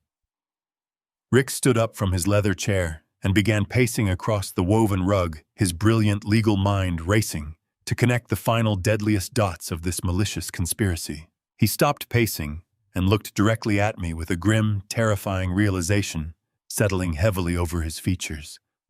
"William, you need to understand the absolute gravity of the federal landscape right now," Rick said, his voice dropping to a harsh, urgent whisper. "The Federal Bureau of Investigation and the Securities and Exchange Commission are actively investigating these specific offshore crypto platforms for massive institutional money laundering and severe wire fraud. The federal task forces are currently tracking the exact digital transaction routes Derek has been utilizing. It is only a matter of time before the federal authorities trace the origin of those illegal margin accounts directly back to the physical servers at Crawford Commercial." The ultimate malice of their Friday morning timeline suddenly crystallized in my mind with blinding, horrific clarity. Derek was not just stealing my last $12 million. He was intentionally framing me for one of the largest corporate wire fraud cases in the history of the state. Rick placed his hands firmly on the heavy mahogany desk, leaning in incredibly close to my face. "Do you clearly see the entire board now, William?" he asked grimly. "On Thursday night, they will directly wire the $12 million to the Cayman Islands and instantly vanish without a single trace. On Friday morning, you are forcibly heavily sedated and permanently locked inside the dementia ward at Shady Pines. On Monday, the massive corporate bankruptcy inevitably triggers the catastrophic default. When the federal agents finally raid the corporate headquarters, Derek and Monica will already be long gone. Your forged signature is printed on every single illegal offshore transfer document. You will be the sole corporate owner on paper, securely locked inside an underfunded state asylum, completely legally incapacitated. They will purposefully leave you behind to take the entire absolute fall for massive federal wire fraud. They were not just simply stealing my hard-earned money anymore. They were permanently and completely burying me alive in a concrete cage." I stared across the mahogany desk at Rick Dalton, letting the terrifying magnitude of his revelation wash over me. Derek engineered the ultimate scapegoat scenario. He utilized my life's work to gamble in volatile sectors of the global digital economy. He lost $20 million on illegal margin trades, decimating Crawford Commercial. Now he planned to abscond with the $12 million, leaving me trapped in a psychiatric ward to absorb the federal fallout. The federal task forces were already circling. When those offshore exchanges collapsed, authorities would trace the wire fraud directly to my forged signature. I would spend my final days inside a federal penitentiary, unable to articulate my defense. We need to contact the Federal Bureau of Investigation immediately. Rick said, his voice laced with intensity. We must present this hard drive to the attorney before Derek initiates the final wire transfer. If we move now, we can secure a federal injunction and freeze every corporate account. I shook my head, feeling a cold focus overriding the panic. We cannot go to the federal authorities yet. Rick, I replied, my voice steady. If the federal government intervenes and freezes the corporate assets, now that remaining $12 million will be trapped in a judicial limbo for the next decade. The government will seize the operational accounts as evidence in a wire fraud investigation. The company will instantly default on payroll.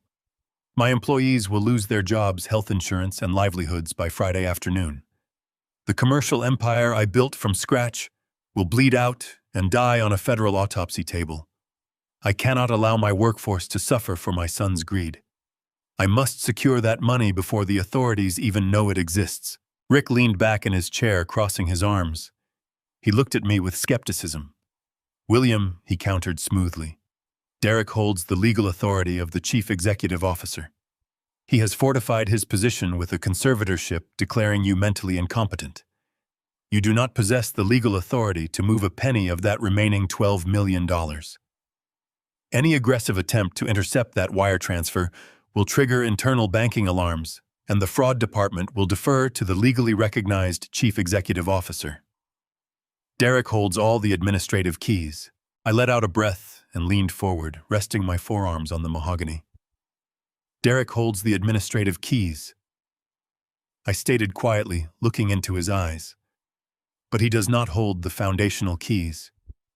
He believes corporate power is derived entirely from his current executive title. He forgot who authored the original corporate bylaws 28 years ago. I need you to pull up the original corporate charter we drafted when Crawford Commercial first incorporated. I need you to navigate directly to Section 7, Paragraph 4. Rick frowned, confused by my directive. He turned back to his computer, fingers flying across the keyboard as he accessed the archived foundational documents of my company. He opened the original charter from 3 decades ago and scrolled rapidly down the screen. His eyes scanned the legal text. Suddenly, his rapid scrolling stopped. A sharp gasp escaped his lips. He took off his glasses, staring at the monitor in shock. The poison pill. Rick whispered, his voice trembling with realization. I completely forgot we embedded this mechanism into the foundational framework. When I established this company, I was a cautious man who mistrusted the corporate world. I wanted an ironclad guarantee that no rogue executive could dismantle the empire. I instructed Rick to weave an obscure clause into the foundational DNA of the corporation. It was the ultimate fail-safe. The clause stated that if the sitting chief executive officer was defrauding the corporate entity, the founder retained the unilateral legal right to revoke all executive powers and seize total control of all liquid assets without requiring a board vote. It bypassed every corporate governance protocol. It was a legal guillotine designed to sever a rogue executive's head. But William, Rick stammered frantically, adjusting his glasses. This clause requires undeniable proof of corporate fraud to trigger the executive override. You cannot activate this mechanism based on suspicion. If you trigger this without absolute proof, the banking institutions will heavily penalize the corporation and freeze the transfer. I tapped my index finger firmly against the encrypted hard drive. I have the entire shadow ledger detailing $4 million in corporate embezzlement, I replied. I have the illegal offshore margin account documentation proving he collateralized the physical corporate infrastructure without board approval. I have a crystal-clear audio recording of him admitting to purchasing a fraudulent medical diagnosis to forcefully strip away my human rights.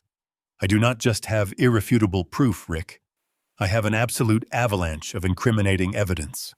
I need you to immediately draft the formal declaration of executive revocation. I need you to strictly format the legal execution of the poison pill protocol. For 48 hours, Rick and I worked in unrelenting secrecy inside his isolated home office. We meticulously prepared the legal documentation, cross-referencing every fraudulent digital transaction against the specific parameters of the poison pill clause. We prepared a massive encrypted digital packet containing the undeniable proof of Derek's offshore wire fraud, his illegal corporate embezzlement, and the audio recording of the Shady Pines medical conspiracy. We carefully mapped out the exact digital routing numbers for a secure secondary holding account that Derek had no knowledge of. We were completely arming the explosive mechanism of his ultimate financial destruction. I barely slept. I barely ate. I survived entirely on black coffee and the raw adrenaline of a desperate father fighting for his survival. The agonizing hours slowly ticked by, entirely consumed by complex legal maneuvering and aggressive digital preparation. The bitter winter storm outside finally broke, giving way to a freezing, bleak gray sky. Finally, the highly anticipated Thursday night arrived. The heavy darkness settled over the quiet suburban neighborhood, bringing with it a suffocating, almost unbearable tension. Early tomorrow morning, at exactly 9 o'clock, Derek's armed medical team would arrive at my front door with a fake psychiatric warrant and a powerful sedative. They fully intended to forcefully drag me out of my stolen home and permanently lock me inside a forgotten dementia ward. Tonight, at exactly midnight, Derek planned to drain the remaining $12 million from the corporate accounts and quietly wire the massive fortune to his untraceable Cayman Islands safe haven, leaving me to face the catastrophic fury of the federal government. I sit silently in the dim light of Rick's home office, staring intensely at the glowing screen of my heavily encrypted laptop. The digital clock in the bottom corner of the monitor reads 11:55. 5 minutes until Derek initiates the massive offshore wire transfer. 5 minutes until he attempts to execute the final devastating phase of his incredibly evil plan. Rick stands completely still behind me, his breathing shallow, his hands resting heavily on the back of my leather chair. The complex execution protocols are fully loaded. The massive evidence packets are heavily encrypted and perfectly primed for immediate automated distribution. I rest my fingers gently on the keyboard. It is time for the execution. I press the command key instantly, breathing life into the heavy, complicated decryption software we had meticulously compiled over the last 48 hours. The digital clock glowing in the bottom right corner of the monitor shifted to 11:56. The freezing winter wind continued to howl aggressively against the thick glass of Rick Dalton's suburban home office window, but the interior of the room was completely suffocated by an incredibly tense, heavy silence. I took a slow, deep breath, feeling the tremendous weight of the past 30 years settling firmly onto my shoulders. I was about to aggressively dismantle the exact corporate empire I had relentlessly sacrificed my entire adult life to construct. But I was not destroying it out of malice.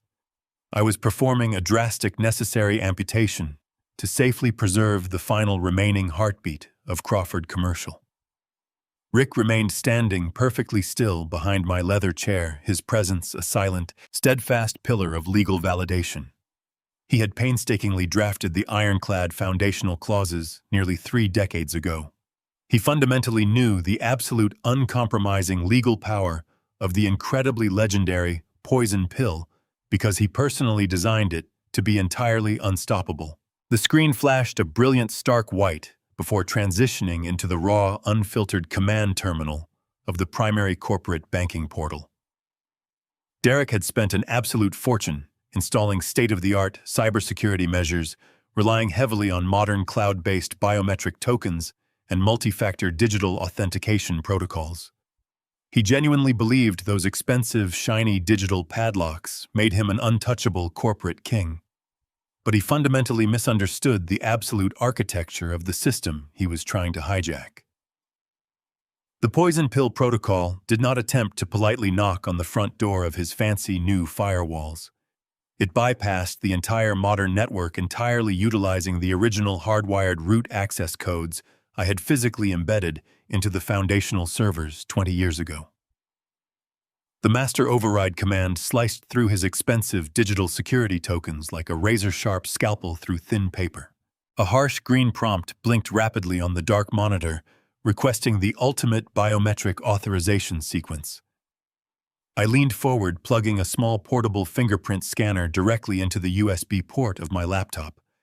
I pressed my right thumb firmly against the glowing glass sensor.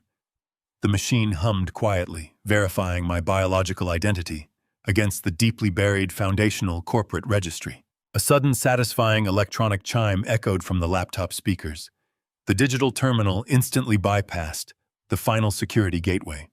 I was fully embedded inside the central international wire system of the Crawford Commercial Financial Network. I possessed absolute, unilateral, unregulated control over every single liquid asset tied to the corporate entity. No board approval was required. No secondary executive signatures were needed. The poison pill had officially granted me the absolute power of a corporate dictator, entirely overriding the fraudulent authority of the sitting chief executive officer. I swiftly navigated through the complex maze of internal corporate ledgers, bypassing the standard operational accounts and diving straight into the restricted international holding directories.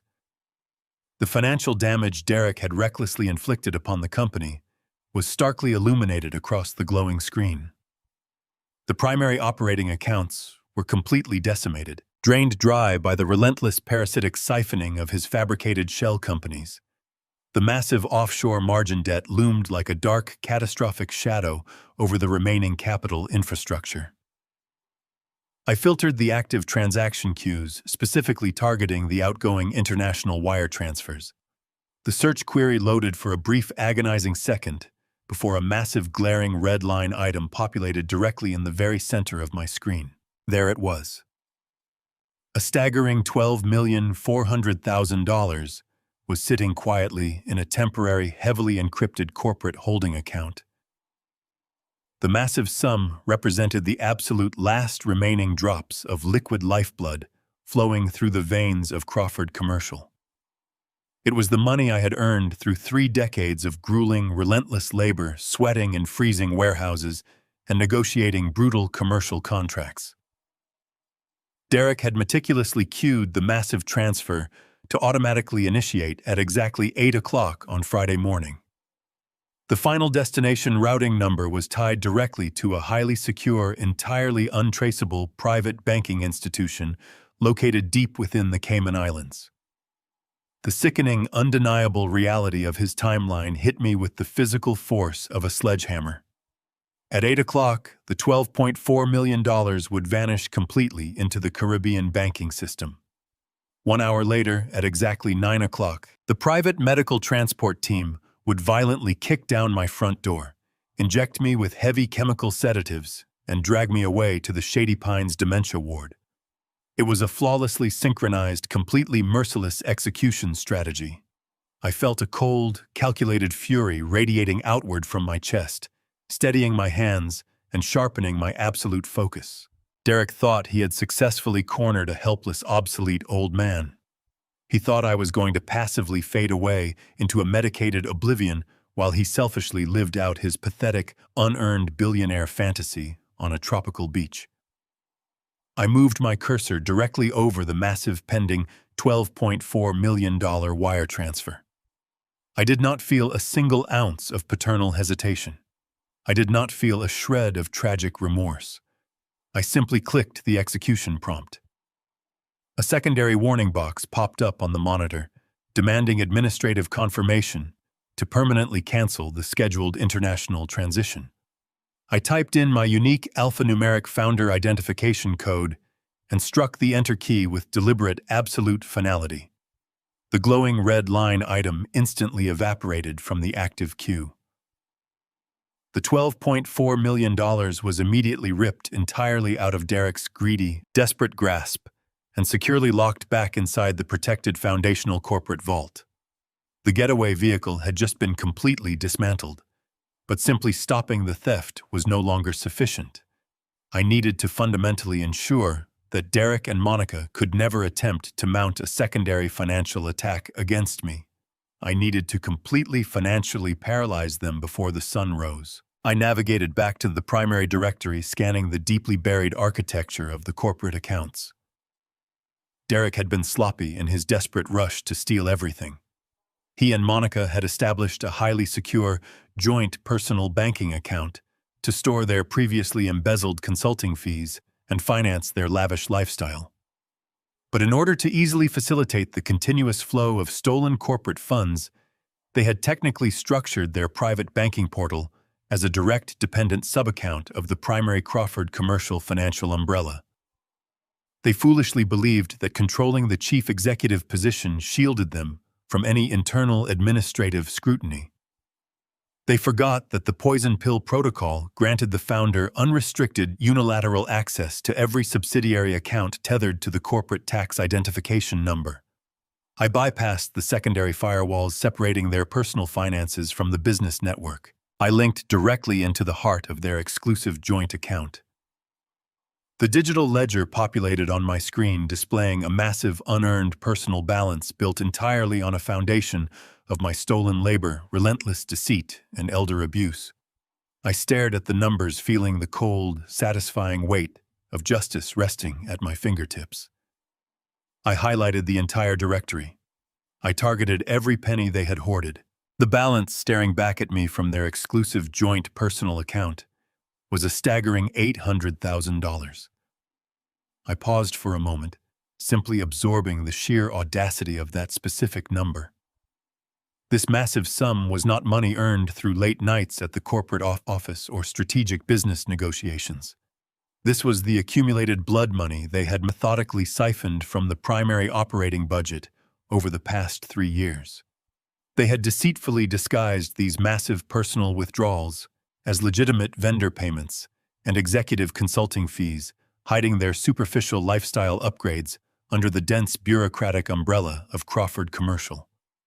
They had purchased imported luxury vehicles, designer wardrobes, and extravagant European vacations, using the very foundation of my legacy. This specific $800,000 was the liquid reserve meant to directly fund their luxurious tropical getaway while I rotted away in a state-funded psychiatric ward. I felt a sudden surge of cold, entirely righteous anger radiating through my chest. I was not just going to intercept their illicit Cayman Islands wire transfer.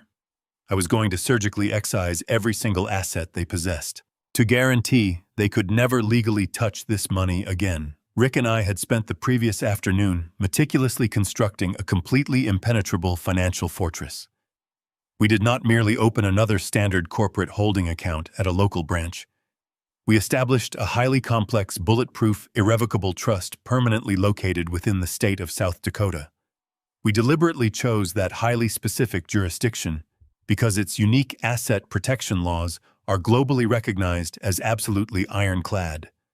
Once the funds crossed into the strict legal boundaries of that specific trust, they would instantly become entirely legally untouchable. The massive capital reserve would be permanently shielded from any future corporate bankruptcy proceedings, fully protected from aggressive federal asset forfeiture, resulting from Derek's reckless offshore wire fraud, and completely insulated from any desperate legal challenges my son might attempt to mount in probate court. The impenetrable legal fortress was absolutely perfect in every single structural detail. I was completely ready. I shifted my unwavering attention back to the glowing screen of the laptop. The faint, steady hum of the internal processor blended seamlessly with the rhythmic sound of my own breathing. The sophisticated digital interface of the master banking portal waited patiently for my absolute command. I initiated the first critical step of the aggressive termination sequence. I carefully typed in the incredibly complex, heavily encrypted alphanumeric routing numbers corresponding to the newly formed South Dakota Trust. I double-checked the intricate series of verification digits, ensuring the mathematical sequence was absolutely flawless before proceeding any further. I rested my hand on the smooth plastic of the peripheral mouse. I firmly pressed the primary button, executing the first click. The highly secure network connection was instantly established, creating a protected digital pipeline directly between the compromised Crawford commercial servers and the impenetrable legal fortress out west. The banking system prompted me to securely consolidate the targeted funds. I digitally merged the massive $12,400,000 I had just intercepted from the pending Cayman Islands transfer with the $800,000 sitting comfortably in Derek and Monica's personal checking account. The newly combined total populated in bold, glowing green text directly in the center of the dark monitor. $13,200,000. This massive figure represented the absolute entirety of my life's hard work. It was the physical, liquid manifestation of 3 decades of endless personal sacrifice, of tirelessly building a powerful commercial empire from absolute scratch, of aggressively providing a pristine, privileged life for a son who ultimately viewed me as nothing more than disposable collateral. I hovered the digital cursor precisely over the final automated authorization prompt. I paused for a fraction of a second, letting the profound gravity of the moment settle deeply into my bones. I closed my eyes and allowed myself to feel the immense weight of the betrayal that had completely shattered my family. I thought about the fake Alzheimer diagnosis they had so casually purchased. I thought about the corrupt, hack psychiatrist they had gleefully bribed to validate their malicious lies. I thought about the heavily guarded private ambulance they had eagerly scheduled to violently rip me away from my home in exactly 9 hours. I pressed the mouse button, executing the second click. I officially authorized the massive consolidated financial transfer. The corporate banking system froze for a long, agonizing second, digitally validating the biometric override and officially confirming the unprecedented financial maneuver.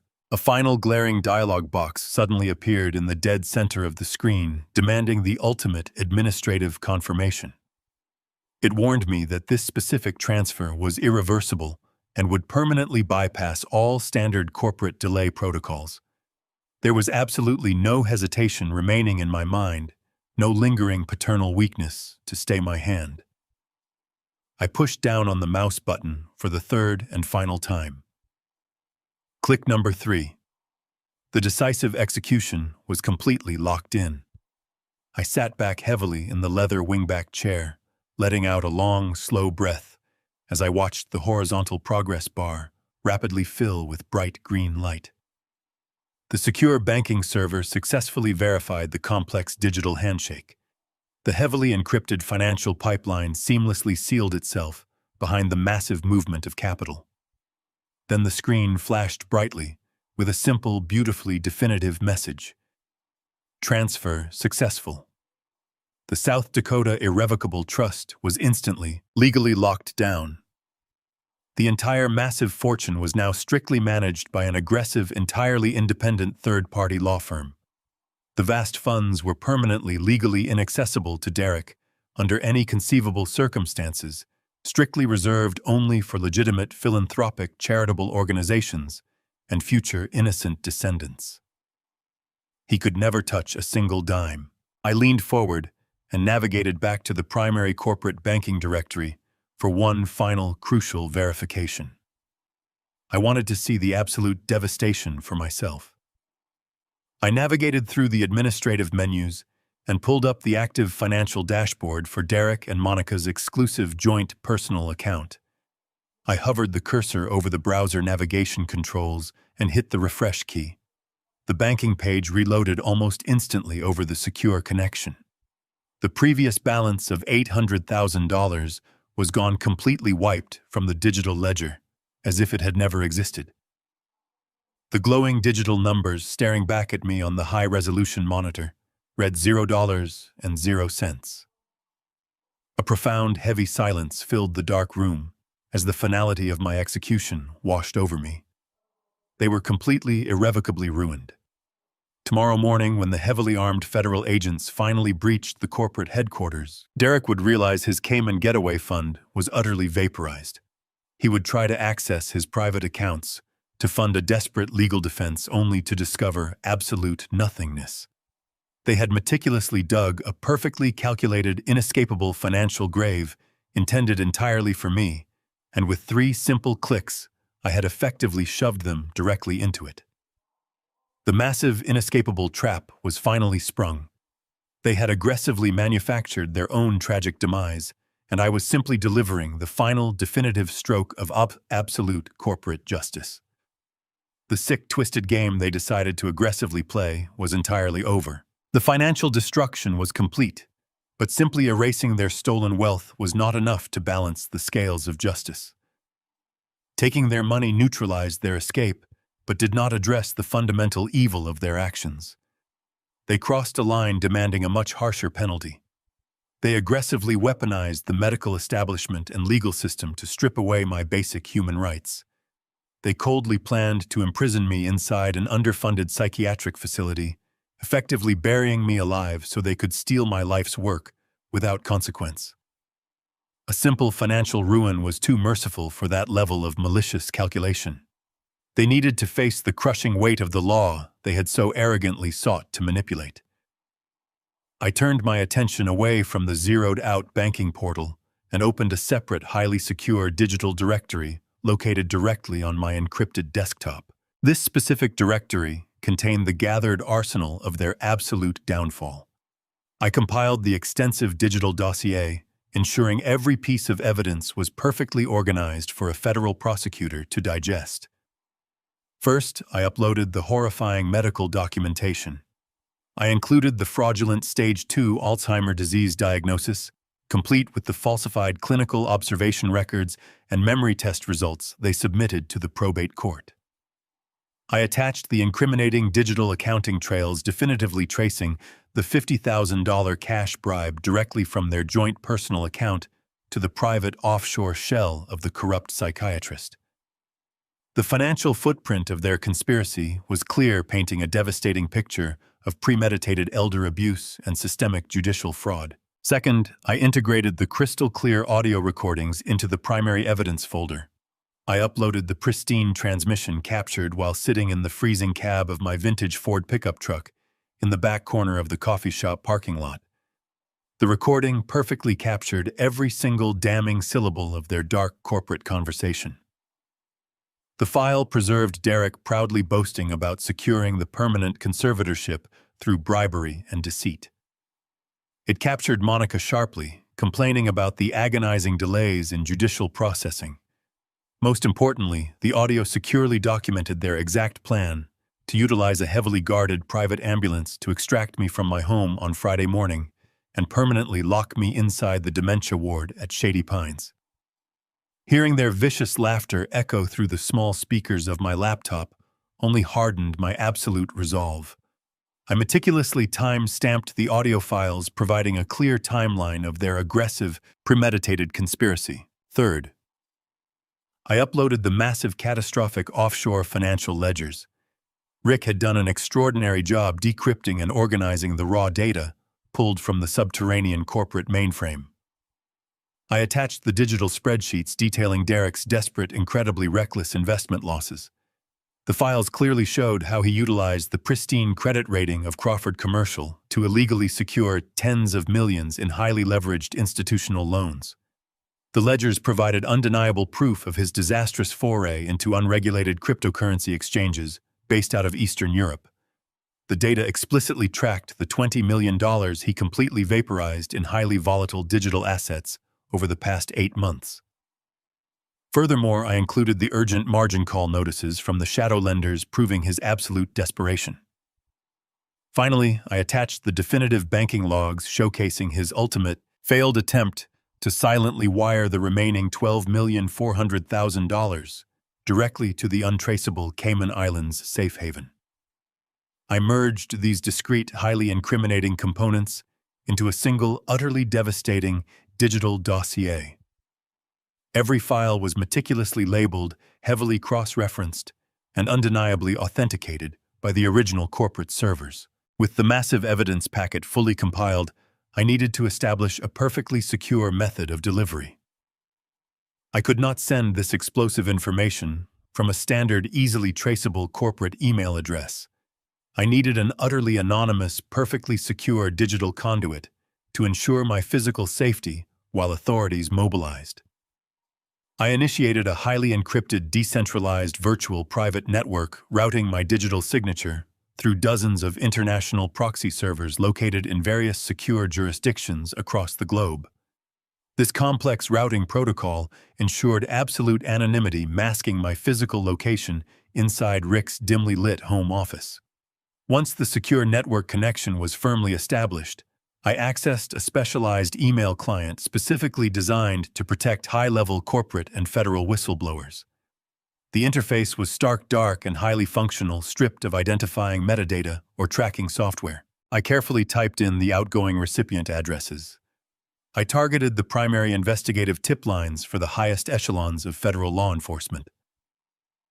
In the primary recipient field, I entered the direct contact address for the Federal Bureau of Investigation, specifically routing the dossier to the white-collar crime division. In the secondary recipient field, I entered the contact address for the Criminal Investigation Unit of the Internal Revenue Service, knowing they would aggressively pursue the massive undeclared offshore wealth and the blatant tax evasion associated with Derek's hidden Cayman Islands accounts. I filled out the subject line with a cold, objective, and highly descriptive title, ensuring it would instantly trigger their automated high-priority sorting algorithms. Massive corporate embezzlement, wire fraud, and illegal cryptocurrency leveraging at Crawford Commercial. I attached the massive encrypted digital dossier to the outgoing message. I watched the progress bar slowly fill as the gigabytes of incriminating evidence uploaded to the secure federal servers. I reviewed the short, concise summary I had written in the body of the email. I provided the exact names, corporate titles, and home addresses of both Derek and Monica. I outlined the specific nature of the $20 million cryptocurrency fraud and the malicious $50,000 medical bribery scheme. I detailed the exact offshore routing numbers they had utilized to hide their stolen wealth. I stated clearly that the sitting chief executive officer had actively defrauded the corporate entity and was currently attempting to flee the country with stolen capital. I did not include my own name. I simply signed off as a concerned corporate whistleblower. The upload finally completed with a soft, definitive chime. The massive digital bomb was fully primed and locked onto its designated targets. Tomorrow morning at exactly 9 o'clock, the fake ambulance crew was still scheduled to arrive at my front door with a fraudulent psychiatric warrant and a powerful sedative. They still fully expected to find a helpless, terrified old man completely ready to be dragged away into permanent obscurity. But the landscape of the war had completely shifted while they slept. By the time that heavy wooden door swung open tomorrow, the federal gears would already be grinding them into absolute dust. I sat back in the leather wingback chair, my eyes locked on the glowing blue send button resting in the center of the dark monitor. The freezing winter wind continued to violently batter the thick glass of the office window, but I felt nothing but a profound, absolute calm radiating through my entire body. I moved my right hand, resting my fingers gently on the smooth plastic of the peripheral mouse. I positioned the digital cursor directly over the final execution command. I pressed down firmly. I hit send.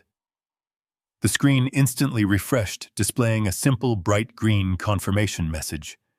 Message delivered.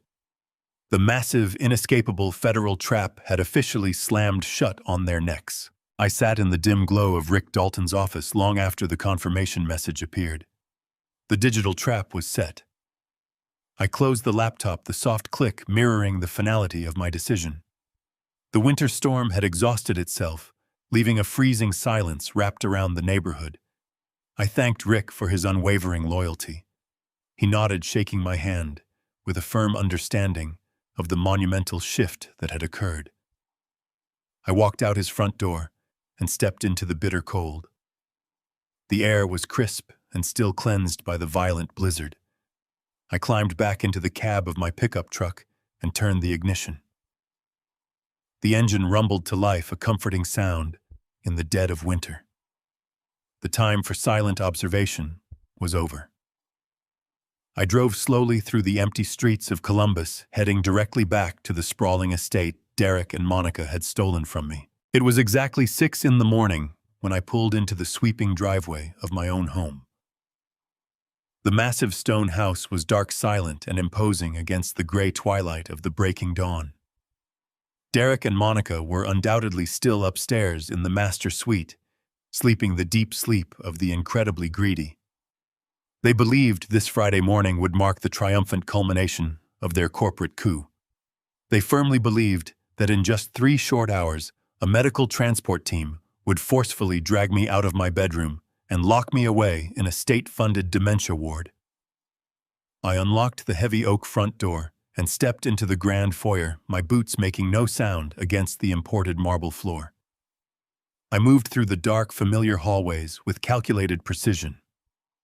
I did not feel a single trace of nostalgia as I walked past the expensive artwork.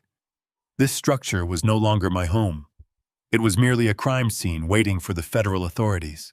I walked silently up the back staircase and entered my bedroom. I pulled a faded canvas duffel bag from the closet shelf.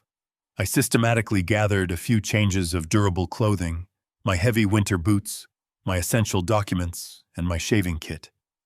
I left behind the tailored suits, the silk ties, and the gold watches. Those items belonged to an executive who no longer existed.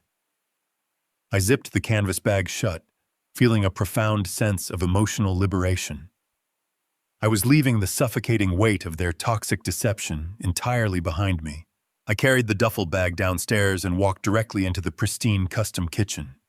The vast marble island in the center of the room was completely clear-wiped, flawlessly clean by the housekeeping staff.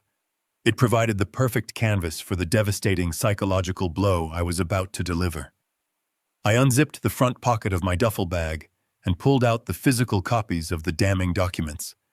I arranged them on the cold marble surface with deliberate geometric precision. First, I placed the fraudulent medical file directly in the center.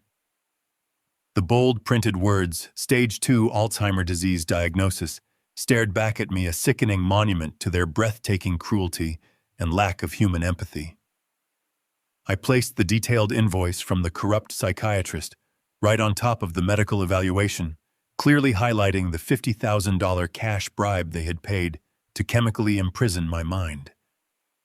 Second, I placed the forged corporate property deed next to the medical file. I specifically circled the fraudulent signature on the bottom line, the exact forgery Derek had utilized to illegally transfer the estate directly into his own name. I wanted him to see the physical evidence of the federal felony that would ultimately ensure his stay in a maximum security penitentiary.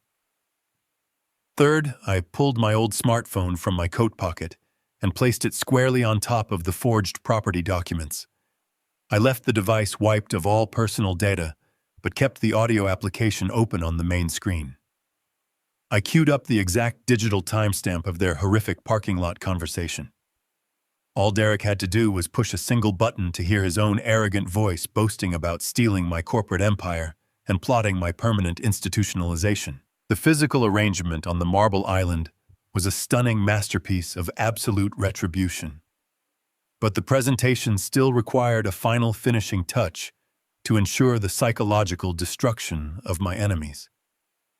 I reached into the utility drawer and pulled out a bright red permanent marker. I grabbed a blank sheet of stationery paper from the kitchen desk and placed it flat on the marble counter next to the carefully arranged documents. I uncapped the marker and took a slow, deep breath, centering my thoughts. I pressed the tip firmly against the pristine white paper. My handwriting was sharp, jagged, and entirely devoid of any trembling weakness. I wrote the words with a slow, deliberate cadence, ensuring the bright red ink bled heavily into the stationery. I wrote, "Do not bother calling the ambulance." I paused, letting the anger flow directly through my hand and into the marker. I moved down to the next line and continued writing with unforgiving clarity.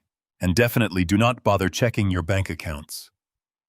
The message was short, brutal, and utterly devastating.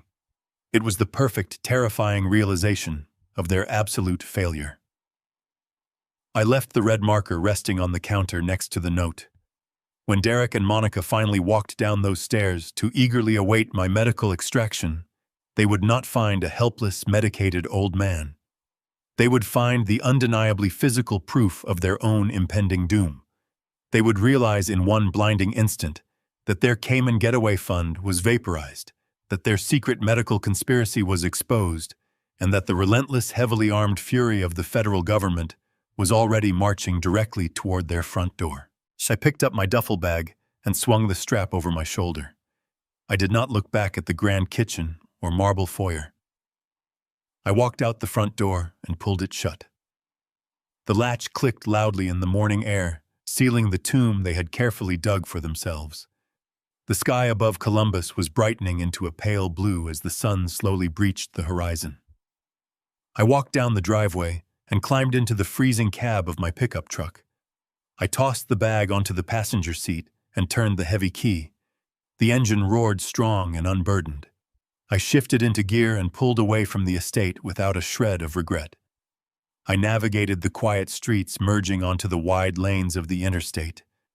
The long road stretched out infinitely before me, clear and free of the toxic deception that had clouded my life for so long.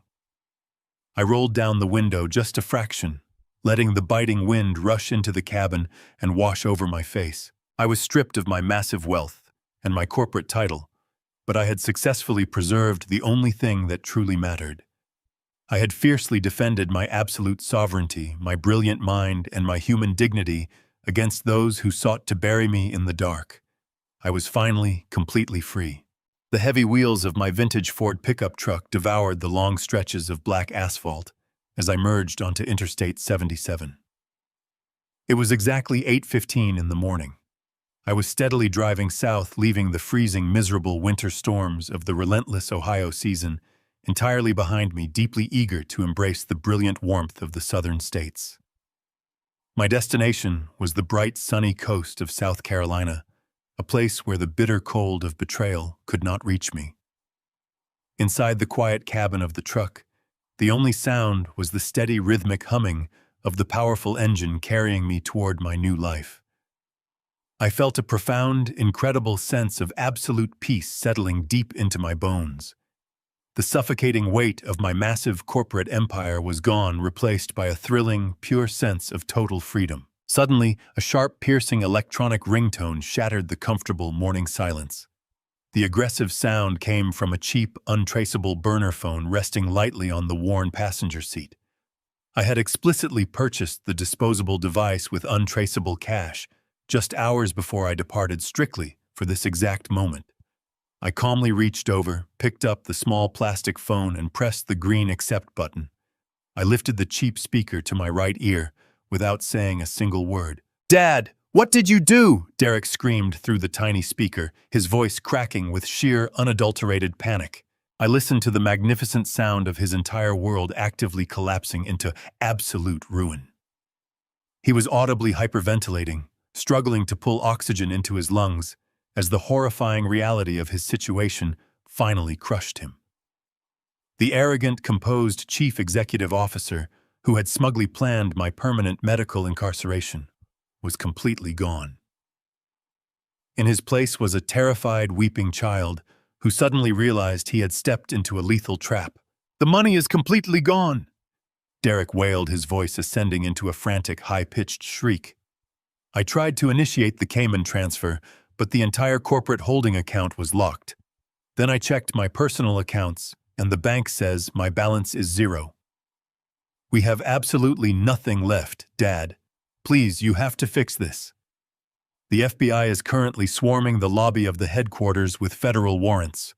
They are seizing all the hard drives. You have to help me. I kept my tired but intensely focused eyes locked firmly on the long gray highway, stretching out endlessly before me, refusing to let his desperate tears penetrate my fortified emotional armor. I did not raise my voice. I did not match his frantic, pathetic energy. I spoke with the chilling, absolute calm of a man who had successfully reclaimed his stolen soul from the darkest depths of hell. "You explicitly told me to stop wasting your money, Derek," I replied smoothly, letting the cold reality of my words pierce straight through his hysterical sobbing. "I did exactly that. I secured the funds, exposed your medical conspiracy, and handed your illegal cryptocurrency ledgers directly to the federal government. I am simply honoring your request to step aside. Enjoy your bankruptcy, son." I pressed the end button permanently, severing the connection, before he could utter another desperate, pathetic plea. I grasped the cheap plastic burner phone tightly in both hands and snapped the device cleanly in half. I rolled down the driver's side window, letting the fresh morning air whip violently into the cabin. I tossed the shattered plastic pieces out onto the highway shoulder, watching them violently bounce and rapidly scatter into the fine gravel and thick dust of the roadside. The early Carolina sun crested over the distant horizon, casting brilliant rays of golden light across the windshield. The warm light bathed my face, melting away the lingering traces of the cold, dark nightmare I had just escaped. I pressed my foot heavily on the accelerator, driving into absolute freedom. Let my story be a harsh warning to anyone who builds an empire for their children. Love your family deeply, but never let parental devotion blind you to greed. Trust is a beautiful thing, but blind trust is a weapon you hand to your enemies. If your children see your lifelong sacrifices as an entitlement rather than a privilege, cut the cord before they cut your throat. A true legacy is not built on leaving behind a mountain of cash for ungrateful heirs. It is built on demanding respect, keeping your dignity intact, and having the courage to walk away. If this story opened your eyes, please hit that like button to support a father who fought back. Subscribe to the channel so you never miss these harsh truths. Drop a comment below. Where are you watching from? And what would you have done to Derek? Stay sharp, stay strong.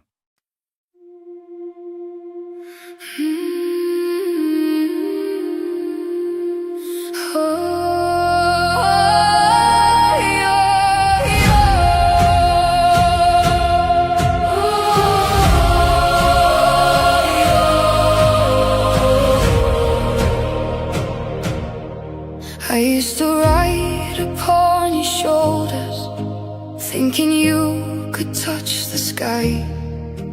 Every road felt less uncertain when I saw the world through your eyes.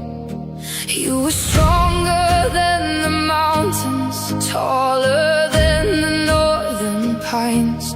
And when the winter winds were coming, you would stand between them and I. Time kept moving like the river, years slipped slowly out to sea. But no matter where life took me, you were always part of me. I am my father's daughter, in every step I take, in every time I choose to stand. When it's easier to break, I carry your courage in my heart, your fire inside my soul. And though the years keep moving on, your love still leads me home.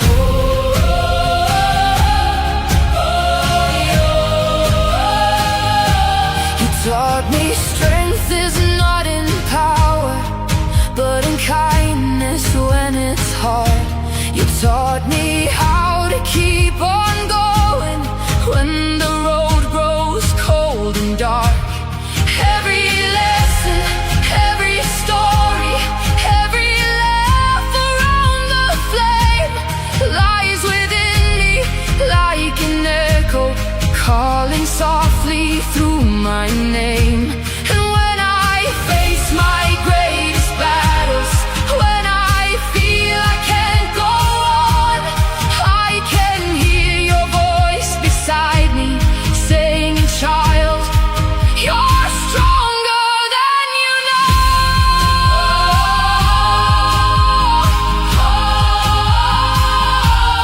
I am my father's daughter, in every step I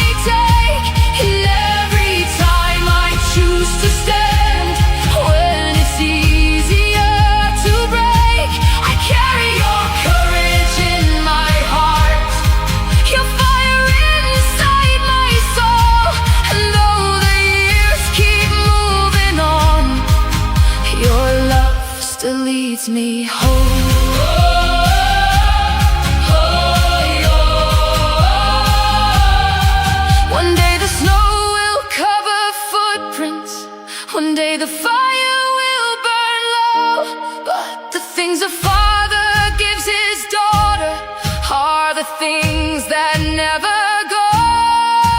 Not the gold or not the stories, not the battles that he won, but the quiet way he loved her and the woman she becomes. I am my father's daughter, and I always will remain. Through every triumph, every loss, through every joy and every pain, the world may change around me, the stars may fade above, but I will always carry with me my Father's endless love.